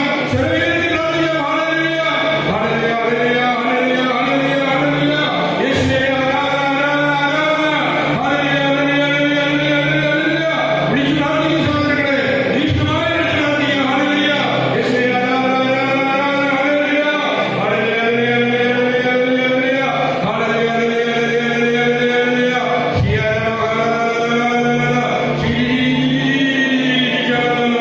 Glory Jesus, Jesus, Jesus. യേശുവേ, നീ കടന്നു വരണമേ. കർത്താവേ, ഞങ്ങളുടെ ഇടയിൽ നിന്ന് സാന്നിധ്യം കൊണ്ടുവരണമേ. കർത്താവേ, ഇഷ്ടാനുഭവം ഞങ്ങൾ നൽകണമേ. കർത്താവേ, ഞങ്ങളിൽ നിന്ന്, ഞങ്ങളുടെ കുഞ്ഞുങ്ങളിൽ നിന്ന്, കർത്താവേ, ഞങ്ങളുടെ കുടുംബത്തിലുള്ള ഈ ദേശത്തുള്ള എല്ലാ മക്കളിൽ നിന്നും എല്ലാ തെറ്റുകളും വിട്ടുപോകട്ടെ. കർത്താവേ, അനുഗ്രഹത്തിന്റെ പരിമഴ ഒഴുകട്ടെ. കർത്താവേ, സമൃദ്ധിയുടെ പരിമഴ ഒഴുകട്ടെ. കർത്താവേ, സ്നേഹത്തിന്റെ ചൈതന്യം ഒഴുകട്ടെ. കർത്താവേ, വിശുദ്ധികളിൽ നിറയട്ടെ. കർത്താവേ, hallelujah, hallelujah, hallelujah, hallelujah, hallelujah, hallelujah. യേശുവേ, ആരാധന, ആരാധന, ആരാധന, ആരാധന, ആരാധന. ഈ ഇരടികള് പാടാം. ശുദ്ധാത്മാവേ, നീ വന്നിട്ടുള്ള വാസത്തിലുമായി ഇരടികള് നമുക്ക് പാടി പ്രാർത്ഥിക്കാം. ഇവിടുത്തെ പാടിയതാണ് നമുക്കെല്ലാം അറിയാം. കണ്ണുകളടച്ചുകൊണ്ട് വലിയ ദാഹത്തോടുകൂടി മാത്രം നമുക്ക് പാടി നമുക്ക് ഈശോയുടെ ആ ചൈതന്യം നമ്മളിലേക്ക് സ്വീകരിക്കുക. കണ്ണുകളടച്ച് ഈശോയെ കണ്ടുകൊണ്ട് മാതാവിനോട് ചേർന്നിരുന്ന് നമുക്ക് പ്രാർത്ഥിക്കാം. ശുദ്ധാത്മാവേ, വന്നെന്നുള്ളിൽ വാസം ചെയ്യണേ.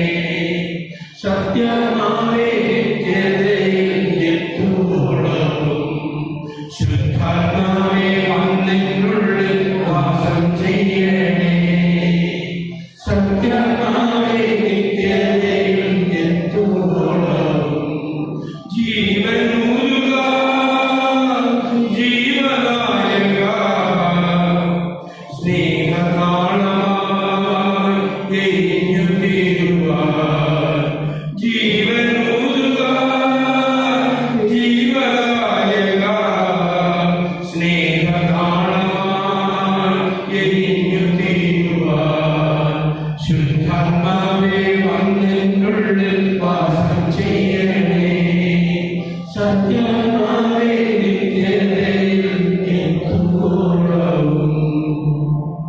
Praise the Lord. Hallelujah. Hallelujah. Hallelujah.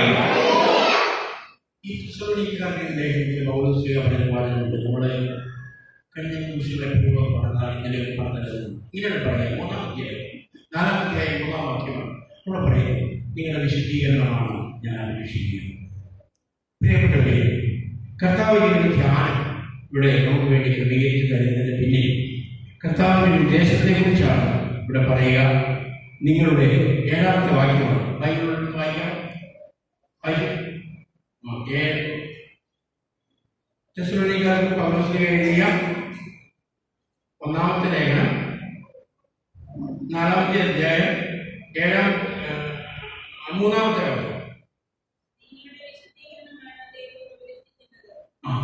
നിങ്ങളുടെ വിശുദ്ധീകരണമാണ് ദൈവം അഭിലഷിക്കുന്നത്.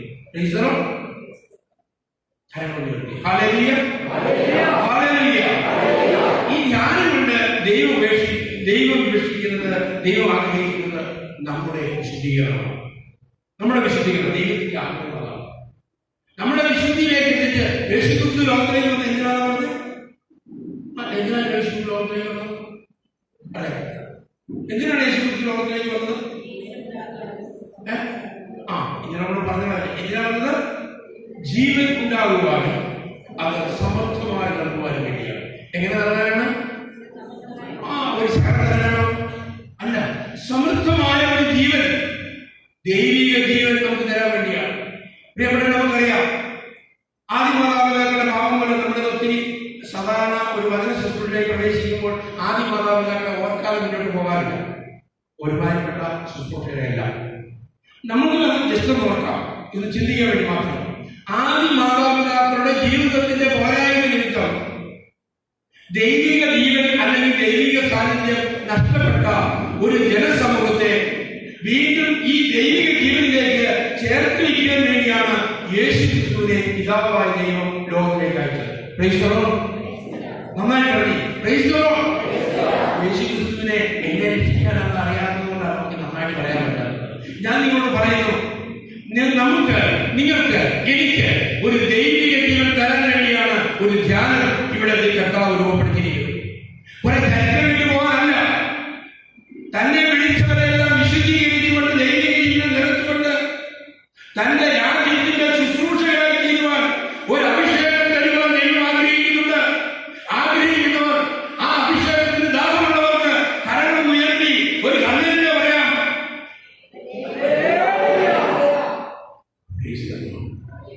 അതെ, ഒരു കാര്യമാണ് ഞങ്ങൾ പറയുന്നത്. ഒരു സംഭവം കേൾക്കുമ്പോഴേ നമുക്ക് പറയാൻ പറ്റില്ല. ഓർത്താണല്ലോ എങ്ങനെയോ ഈ കാര്യത്തിന്റെ ഒരു ഗൗരവം മനസ്സിലാക്കിക്കൊണ്ട് കലയിലോ പറഞ്ഞ എനിക്ക് സന്തോഷമുണ്ട്. Price the lord. Hallelujah. Hallelujah. പ്രിയപ്പെട്ടവരെ, ഈ കാലഘട്ടത്തിൽ ഇത് വളരെ ഇമ്പോർട്ടന്റ് വിഷയമാണ്. യേശുക്രിസ്തുവിനെ കുറിച്ച് മായമില്ലാതെ പ്രഘോഷിക്കുവാൻ, സാക്ഷിയാകുവാൻ വിളിക്കപ്പെട്ടവരാണ് ഈ ലേഖാമാലയിൽ ഇന്ന് ദേവാലയത്തിൽ വന്നിരിക്കുന്ന സകലർ. ഒരാളും മുഴുവൻ കഴിയില്ല. അതുകൊണ്ട് തീർച്ചയായും ഈ വചനങ്ങൾ നമ്മുടെ ജീവിതത്തിലേക്ക് പകർത്തുവാൻ ദാഹം നമുക്കുണ്ടാകും. നമ്മൾ കുറച്ച് പേര് ബൈബിൾ കൊണ്ടുവന്നതിന് സന്തോഷമുണ്ട്. ഞാൻ ഈ കൊണ്ടുവരാത്ത ആരാണെന്ന് ഒരു വിശകലനം ചെയ്യുന്നില്ല. ഒരു കാര്യം ഒരിക്കൽ പറഞ്ഞാൽ കേട്ടില്ലെങ്കിൽ നമ്മൾ മക്കളോട് ചെയ്യുന്ന പ്രവൃത്തി, നിന്നോട് പറഞ്ഞാൽ മനസ്സിലാക്കിയാൽ ഈ മക്കളോട് നമ്മൾ ചെയ്യില്ല. എന്നിട്ട് കേട്ടില്ലെങ്കിൽ അതിനെ തക്ക നടപടികളുണ്ട്. അതാണ് സാധാരണ. കേവലം മനുഷ്യരായ നമ്മളങ്ങനെ ചെയ്യുന്നില്ല. പിതാവായ ദൈവം തക്ക നടപടി നമുക്ക് വേണ്ടി എടുക്കും. റോമാക്കാരുടെ ലേഖനത്തിൽ പൗലോസ് ലേഖനം പഠിപ്പിക്കുന്നുണ്ട്, നിങ്ങൾ കർത്താവിന്റെ കാര്യങ്ങളെ കുറിച്ച് മാത്രം ചിന്തിക്കുന്നവരാകട്ടെ. 11-ാം അധ്യായം 17 വാക്യങ്ങളിൽ അവിടെ ഇങ്ങനെ പറയുന്നുണ്ട്, കർത്താവിന്റെ കാരുണ്യവും കാഠിന്യവും നിന്റെ ശ്രദ്ധയിലിരിക്കട്ടെ. പറഞ്ഞേ റോമാക്കാരുടെ ലേഖനം ഞാൻ പറഞ്ഞത് എന്റെ 11-ാം അധ്യായം പറഞ്ഞു. 11-ാം അധ്യായം 17-ാമത്തെ വാക്യം അവിടെ നിന്ന് വായിച്ചു.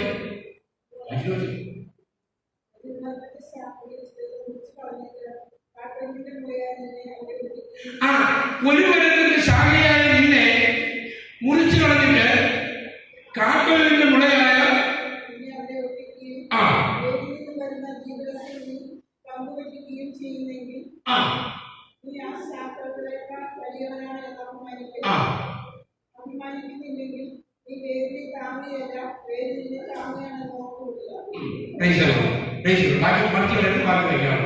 ഞാൻ ചോദിക്കട്ടെ, ഞാൻ എങ്ങനെയാണ് നിങ്ങളുടെ ആദ്യം പറഞ്ഞത്? ഞാൻ എങ്ങനെയാണ് ഈ വചനത്തിന്റെ ആദ്യം അധ്യയിച്ച് വായിച്ചു പറഞ്ഞത് നമുക്ക് പറയാമോ? ഞാൻ പറഞ്ഞത് പറയണമെന്നാണ് ചോദിക്കുന്നത്. ബൈബിളിലേക്ക് പറയാനാണ് ഞാൻ പറഞ്ഞത് എന്താ എന്നാണ് പറയാം പറ്റുന്ന കാര്യം. ഞാൻ എന്താ പറഞ്ഞത് വീട്ടില്ല. ഇവിടെ ഒരു കാര്യം മനസ്സിലായി, നിങ്ങൾ കാര്യമായിട്ട് ശ്രദ്ധിക്കുന്നില്ല. മനസ്സിലായി, കാര്യമായിട്ട് ശ്രദ്ധിക്കുന്നില്ല. വായിക്കുന്നത് ശ്രദ്ധിക്കില്ല, ഞാൻ പറഞ്ഞത് ശ്രദ്ധിക്കില്ല. ഞാൻ പറഞ്ഞത് ഇവിടെ എഴുതിയിരിക്കുന്നതിന് ഘടകവിരുദ്ധമായിട്ടാണ്. ഞാനിങ്ങനെ പറഞ്ഞത് അവിടെ എഴുതിയിരിക്കുന്ന ശാഖകൾ ചെറുത് മുറിച്ചു കളഞ്ഞിട്ട് എന്നാണ് എഴുതിയിരിക്കുന്നത്. ഞാൻ പറഞ്ഞു ശാഖയായ നിന്നെ മുറിച്ചു കളഞ്ഞിട്ട് കാട്ടൊരു മുളയായ എന്താ ഞാൻ നിങ്ങളോട് പറഞ്ഞത്. ഞാൻ പറഞ്ഞതെന്ന് വെച്ചാൽ നമ്മൾ ശ്രദ്ധിച്ചിരിക്കണം. നമ്മുടെ ശ്രദ്ധ പതറിപ്പോകാൻ, പല തരത്തിലേക്ക് മാറിപ്പോകാൻ സാധാരണ ഇഷ്ടപ്പെടുന്നുണ്ട്. വചനം എവിടെ പ്രവേശിക്കപ്പെടുന്നു അവിടെ നിങ്ങൾ സഹിക്കാത്ത കാര്യമാണ്. സാക്ഷ്യം എവിടെ പറയുന്നു അവിടെ നമുക്ക് ദൈവിക ചിന്തകൾ പതറിപ്പോകാൻ ഇങ്ങനെ ഇടപെടുകയും. അതുകൊണ്ട് ഞാൻ നിങ്ങളോട് കൂടി പറയട്ടെ, ശ്രദ്ധയോടെ ഇരിക്കുന്ന ഒറ്റ വഴിയേ. ഒരു ദേവാലയത്തിലാണെങ്കിലും എവിടെയാണ് നമുക്ക് ഇരിക്കുന്ന ഒറ്റ വഴിയേ ഉള്ളൂ. യേശുവിനെ ഹൃദയത്തിൽ സ്തുതിച്ചുകൊണ്ടിരിക്കാൻ കഴിയും. യേശുവിനെ സ്തോത്രം, യേശുവിനെ നന്ദി എന്ന ഹൃദയത്തിൽ നിന്ന് ഉയർന്നുകൊണ്ടിരുന്നാൽ നിങ്ങളുടെ ശ്രദ്ധ പകരുകയാണ്. കാരണം സ്തുതി വീഴുമ്പോൾ എവിടെ സ്തുതി വീഴുന്നോ അവിടെ യേശു ക്രിസ്തു ഉണ്ടാവും. എന്നാൽ സുവിശേഷപ്രകാര പുസ്തകം 6:12 പറയുന്നുണ്ട്. അവിടെ ഇങ്ങനെ പറയുന്നത്, ഇസ്രായേലിന്റെ പരിശുദ്ധൻ തന്റെ പ്രിയപ്പെട്ടവരുടെ സ്തുതികളിൽ വസിക്കുന്നവനാണ്. എവിടെയാ വസിക്കുന്നത്? ഇസ്രായേലിന്റെ പരിശുദ്ധൻ എവിടെയാ വസിക്കുന്നത്? സ്തുതികളിൽ. ആരെ സ്തുതിക്കുമ്പോഴാ? മുഖ്യമന്ത്രിയെ സ്തുതിക്കുമ്പോഴാണോ? പിന്നെ ആരെ സ്തുതിക്കുമ്പോഴാ? പിതാവായ ദൈവത്തെ മഹത്വപ്പെടുത്തി സ്തുതിക്കുമ്പോൾ അവിടെ ഇസ്രായേലിന്റെ പരിശുദ്ധൻ കാണേണ്ടി വരും. ദൈവമക്കൾ ദൈവത്തെ സ്തുതിക്കുമ്പോൾ പ്രിയപ്പെട്ടവരെ സ്വർഗ്ഗം ഇറങ്ങി വരും.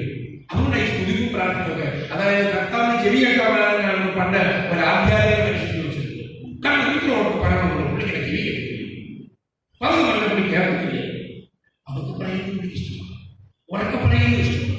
ഞാൻ ചോദിക്കട്ടെ, 4 പേര് ചെയ്യുമ്പോൾ നിങ്ങളുടെ കുഞ്ഞ് വന്നിട്ട് ഈ ജോസഫ് സാറിന് മോള് വന്നിട്ട് വിളിക്കുക, അപ്പേന്ന് വിളിച്ചാൽ എങ്ങനെയാണോ കടിക്കോട് വിളിക്കോടി 10 മണിക്കാണ് ദിവസം ചോദിക്കും.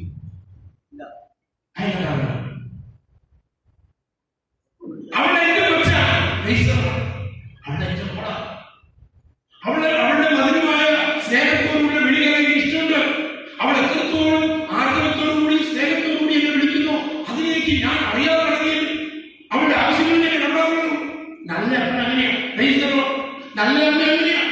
പ്രിയപ്പെട്ടവരെ, അതുകൊണ്ട് സ്തുതിക്കുകയും പ്രാർത്ഥിക്കുകയും ചെയ്യുമ്പോൾ ഒരു ജീവന്റെ അനുഭവം ഉണ്ടാകണമെങ്കിൽ ഹൃദയത്തിൽ സ്തുതി വേണം. അതുകൊണ്ടാണ് നിങ്ങളോട് ഞാൻ പറഞ്ഞത്, നീ ഹൃദയിക്കുമ്പോൾ യേശുവേ സ്തോത്രം, യേശുവേ നന്ദിയെന്ന് ഹൃദയത്തിൽ നമുക്ക് പറയാൻ കഴിയണം, ചിന്തയിൽ പറയാൻ കഴിയും. അപ്പൊ നമുക്ക് ഈ വചനങ്ങളുടെ സ്തുതികളൊക്കെ ഉണ്ടാകും.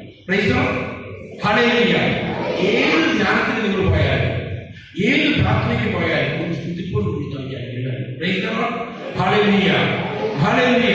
യേശുവേ നന്ദി, യേശുവേ സ്തോത്രം, കർത്താവ് പറഞ്ഞ വചനത്തിലാണ്, കാട്ടൊലിവിന്റെ മുളകൾ ചിലത് ഞാൻ ഛേദിച്ച് കളഞ്ഞിട്ട് നാട്ടൊലിവായ നിന്നെ ഞാൻ അവിടെ ഒട്ടിച്ചേർത്തു. എന്നാൽ നീ ഇങ്ങനെ ചിന്തിക്കണം, ഈ ശാഖകളേക്കാൾ മുറിച്ചു നീക്കപ്പെട്ട ശാഖകളേക്കാൾ കുറച്ച് മെച്ചപ്പെട്ട ശാഖയാണ് ഞാനെന്ന് നീ ചിന്തിക്കരുത്. എന്തെന്നാൽ ആ ശാഖകളെ മുറിച്ചു നീക്കിയിട്ട് വീണ്ടും മുറിച്ചു നീക്കപ്പെട്ട ശാഖകളെ അവിടെ ഒട്ടിച്ചു ചേർക്കുവാൻ കർത്താവിന്റെ കാരുണ്യവും കാഠിന്യവും നിന്റെ ശ്രദ്ധയിലിരിക്കട്ടെ. എന്നാ പറഞ്ഞത്? എങ്ങനെയാ പറഞ്ഞത്? കർത്താവിന്റെ കാരുണ്യവും കാഠിന്യവും എവിടെ ഉണ്ടാകണം? നമ്മുടെ ശ്രദ്ധയിലുണ്ടാകണം. 22ാമത്തെ വാക്യത്തിലാണ് പറയുക, അതുകൊണ്ട് ദൈവത്തിന്റെ കാരുണ്യവും കാഠിന്യവും നിന്റെ ശ്രദ്ധയിലിരിക്കട്ടെ എന്ന് പറഞ്ഞാൽ കർത്താവിനോട് ചേർന്ന് നിന്നെ കർത്താവ് ആഗ്രഹിക്കും. കർത്താവിനോട് ചേർന്ന് നിൽക്കാത്തവർക്ക് അനുഗ്രഹം ഉണ്ടാവില്ല. അപ്പൊ പലരും പറയാറുണ്ട്, അങ്ങനെയൊക്കെയാണോ അനുഗ്രഹിക്കാൻ പാടില്ലേ? ഒരു തർക്കവിഷയം തന്നെയാണ് ദൈവം ശിക്ഷിക്കുക. പലരും ക്രിസ്ത്യാനികളായ പലരും പറയുന്നത് ദൈവം ശിക്ഷിച്ചു, ദൈവം അത് തന്നു, ദൈവം എനിക്ക് ദോഷം തന്നു, ദൈവം എനിക്ക് പരാജയം തന്നു, ദൈവം എനിക്ക് തിന്മ തന്നു എന്നൊക്കെ നമ്മൾ പലരും പറയാറുണ്ട്. ആ ദൈവം വരുന്നത് അവന്റെ കൈനെ കൊണ്ട് ദൈവം കൊടുത്തതാണ് എന്നൊക്കെ നമ്മൾ പറയാറുണ്ട്. മറ്റുള്ളവരെ ഒരു മനുഷ്യന്റെ ദുരിതം ഉണ്ടാക്കി ചാനൽ വാക്കുക. പക്ഷെ സത്യത്തിലാണ് പ്രിയപ്പെട്ടവരെ, ദൈവം കാഠിന്യമുള്ളവരാണ്. ഒറ്റ കാഠിന്യമേ ദൈവത്തിലുള്ളൂ. ദൈവത്തിന്റെ ഈ വിശുദ്ധ ഗ്രന്ഥം എന്ന് പറയുന്നത് ദൈവം നമ്മളെ സ്നേഹിക്കുന്നതിന്റെ അക്ഷരരൂപത്തിൽ നമുക്ക് നൽകിയ ഒരു പുസ്തകമാണ് ഈ വചനം എന്ന് പറയുക. ദൈവം നമ്മളെ സ്നേഹിക്കുന്നത് മാത്രമാണ്. അവളെ കൂട്ടിച്ചേർത്തിട്ടുണ്ട്. ദൈവം അവരെ കൈവിട്ടു, ദൈവം അവരെ ശിക്ഷിച്ചു എന്ന് എഴുതിയിട്ടുണ്ട്. പ്രിയപ്പെട്ടവരെ, പഴയ നിയമകാലത്ത് രേഖപ്പെടുത്തിയ ഈ കാര്യങ്ങൾ പലപ്പോഴും അവർക്ക് മനസ്സിലാകുന്ന ഭാഷയിൽ രേഖപ്പെടുത്തിയതേ ഉള്ളൂ. സ്നേഹിക്കുന്ന ദൈവത്തിന് ശിക്ഷിക്കാൻ വലിയ ബുദ്ധിമുട്ടാണ്. ദൈവത്തിന്റെ ശിക്ഷ അന്ത്യവിധിയിലാണ് സംഭവിക്കുക. നിനക്കൊരു അന്ത്യവിധിയുണ്ട്. ആ അന്ത്യവിധിയിലായിരിക്കും ദൈവം നമ്മളെ ശിക്ഷിക്കുക. അതുകൊണ്ട് ദൈവം ശിക്ഷിച്ചു എന്നൊരു വാക്ക് പറഞ്ഞ് ദൈവത്തെ നമ്മൾ അവഗണിക്കരുത്. ദൈവം ഒരിക്കലും ശിക്ഷിക്കുന്നവരല്ല, ശിക്ഷിക്കുന്നതിൽ അവിടുന്ന് വിമുഖനാണ് എന്നാണ് വചനം പഠിപ്പിക്കുക. പ്രിയപ്പെട്ട, ഞാനിത് പറഞ്ഞത് ദൈവത്തെ നമുക്ക് സ്നേഹിക്കാൻ കഴിയണം. എന്തുകൊണ്ടാണെന്ന് അറിയാമോ നമ്മുടെ ദുരിതങ്ങൾ വരിക? ഞാൻ ഒരു കാര്യം പറയാം. പുറത്ത് നല്ല മഴ പെയ്യുക, നമ്മൾ അകത്തിരിക്കുക, മഴയുടെ ഇടവിൽ മാത്രമേ നമ്മൾ കേൾക്കുന്നുള്ളൂ. പുറത്തേക്ക് ഇറങ്ങിയാൽ നമ്മുടെ എന്ത് വീഴും? വെള്ളം വീഴും. ഇല്ല, വെള്ളം വീഴും. വെള്ളം അകത്തേക്ക് കയറിയിരുന്നാലോ മഴ കൊണ്ട് നമ്മൾ നനയുക. നേരെ തിരിച്ച് വലിയ ചൂടുള്ള കാലം, പുറത്തു നല്ല വെയിലാണ്, ചൂട് നമുക്ക് സഹിക്കാൻ പറ്റില്ല. വലിയ വീഴണോ, വലിയ വിഷമമാണോ, വലിയ ബുദ്ധിമുട്ടാണ്. അപ്പൊ ചൂടത്തേക്ക് നിൽക്കുക. എന്നാൽ നമ്മൾ ഈ ഉള്ളിലേക്ക് കയറുന്ന ഈ ചൂട് നമുക്ക് കിട്ടുമോ? ഉള്ളിലേക്ക് കയറുന്ന പുറത്തെ അത്രയും ചൂടില്ല, പുറത്തേക്ക് കൂടെ വരാം. എന്നാൽ പുറത്തെ അത്രയും ചൂട് വരും. പ്രിയപ്പെട്ടവരെ, കർത്താവ് നമ്മുടെ ജീവിതത്തിലേക്ക് എപ്പോഴും ഈ അനുഗ്രഹങ്ങൾ വർഷിച്ചുകൊണ്ടിരിക്കുന്ന വ്യക്തിയെ അനുഗ്രഹം തരാൻ വേണ്ടി കൈ നോക്കുക. സത്യം പറഞ്ഞ അനുഗ്രഹം തരാൻ വേണ്ടി കർത്താവ് ഇങ്ങനെ അവർ എന്താ പറയുന്നറിയോ? കർത്താവിന്റെ ചാനലിലേക്ക് നമ്മൾ ചേർന്ന് നിൽക്കുമ്പോഴാണ് ഈ അനുഗ്രഹം നമ്മളിലേക്ക് വരിക. നമ്മളുടെ ഒരു രോഗം വന്നു, ഒരു ദുരിതം വന്നു, ഒരു പീഡനം വന്നു കഴിയുമ്പോൾ എന്നാ പറയുന്നറിയോ? എവിടെയെങ്കിലും ചാനൽ മാറി നമ്മൾ ചിന്തിക്കുക കർത്താവ് ശിക്ഷിച്ചാൽ അല്ല, ദൈവം നമ്മളെ അനുഗ്രഹിച്ചിരിക്കുകയാണ്. ഒരു അനുഗ്രഹത്തിന്റെ ഈ യോബിനെയൊക്കെ അനുഗ്രഹിച്ചത് കർത്താവ്. യോബിനെയൊക്കെ ജീവിതത്തിൽ ദുരിതങ്ങളുണ്ടായതില്ല, കർത്താവിന്റെ ഒരു ശിക്ഷയായിരുന്നില്ല. അത് അങ്ങനെ തന്നെ നമ്മൾ മനസ്സിലാക്കും. കർത്താവ് അങ്ങനെ ശിക്ഷിക്കുന്നവരല്ല, കർത്താവ് സ്നേഹിക്കാൻ മാത്രമേ സ്നേഹിച്ചുകൊണ്ട് തന്നെ നമ്മൾ വഴി നടത്തുകയാണ്. പിന്നെ പ്രിയപ്പെട്ട അവരുടെ നമുക്കിങ്ങനെ കർത്താവിനെ കൊണ്ട് അവസരം പഠിപ്പിക്കാൻ അത് നമുക്ക് ഉണ്ടാകുന്നത്. പിന്നെ പലപ്പോഴും ശിക്ഷ നമ്മുടെ ജീവിതത്തിൽ പോരായ്മ, ശിക്ഷ എന്ന് പറയാൻ പറ്റില്ല, പോരായ്മകളും ദുരിതങ്ങളും ക്ലേശങ്ങളൊക്കെ ഉണ്ടാകുന്നത് നമ്മുടെ കയ്യിൽ കൊണ്ടാണ്. എന്താ ഈ കയ്യിലേക്ക് ഇന്ന് വായിച്ച സുവിശേഷ ഭാഗം ശ്രദ്ധിച്ചാൽ ലേഖനഭാഗം ഇന്ന് വായിച്ചായിരുന്നു. ഓർക്കുന്നുണ്ടോ? വായിച്ചേ 13-ാം അധ്യായം വായിച്ചേ. റോമക്കാരുടെ ലേഖനം 13-ാം അധ്യായം 8 മുതലുള്ള വാക്യങ്ങളാണ് വായിച്ചത്. ഇന്ന് വായിച്ചേ.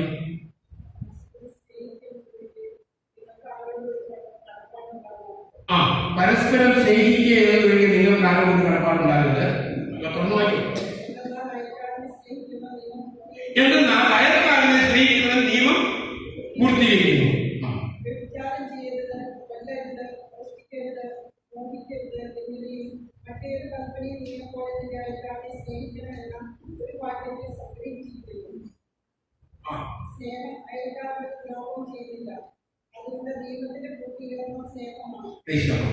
നിയമത്തിന്റെ പൂർത്തീകരണം സ്നേഹമാണ്. പ്രിയപ്പെട്ടവരെ, സ്നേഹം ഒരുവിലേക്ക് വരണമെങ്കിൽ ഈ നിയമം പൂർത്തീകരിക്കപ്പെടണം. സ്നേഹം എല്ലാവരും ആഗ്രഹിക്കുന്ന ഒരു കാര്യമാണ് സ്നേഹം. ഇനി അതൊട്ടടുത്ത വായിക്കും പ്രകാശത്തിന്റെ ആയത്തിൽ താഴ്ത്ത വായിക്കും 11 മുതൽ.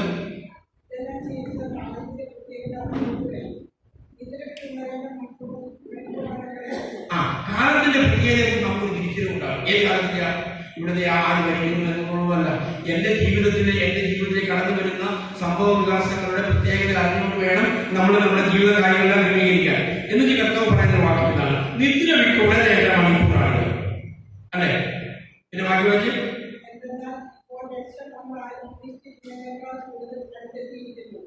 ഇപ്പോൾ രക്ഷ നമ്മൾ ആരും പ്രതീക്ഷിക്കുന്നതിനേക്കാൾ കൂടുതൽ അടുത്തെത്തിയിരിക്കുന്നു.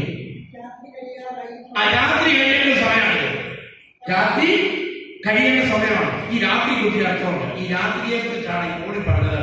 നിയമത്തിൽ പറഞ്ഞില്ലേ, നമ്മളിവിടെ വായിക്കുമ്പോൾ 9ാമത്തെ വാക്യം നമ്മൾ വായിക്കാമോ?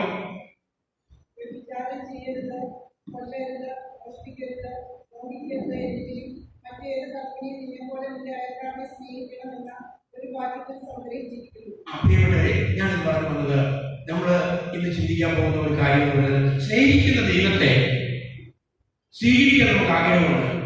എന്തുകൊണ്ടാണ് ഈ സ്നേഹം നമുക്ക് അനുഭവിക്കാൻ പറ്റാതിരിക്കുക? ഒറ്റ കാര്യമുള്ളൂ. ആദ്യമുള്ളവർക്ക് സ്നേഹം നഷ്ടപ്പെട്ടത് അവരുടെ ജീവിതത്തിൽ വന്ന പോരായ്മ നിമിത്തമാണ്. എന്ന് പറഞ്ഞാൽ ദൈവത്തെ ദൈവമായിട്ട് അംഗീകരിക്കുന്നത് ഒരു പോരായ്മയായി കരുതിയ ജനത്തിന്റെ ജീവിതത്തിലേക്ക് ഏറെ കഷ്ടതകളും ദുരിതങ്ങളും സാത്താൻ കൊണ്ടുവന്നു എന്നതാണ് വാസ്തവം. ആദ്യത്തെ ഹവ്വായുടെ ജീവിതത്തിലേക്ക് പോരായ്മകൾ, ദുഃഖങ്ങൾ, ദുരിതങ്ങൾ, വേദനകളെല്ലാം കൊണ്ടുവന്നത് സാത്താനാണ്. അവർ സാത്താൻ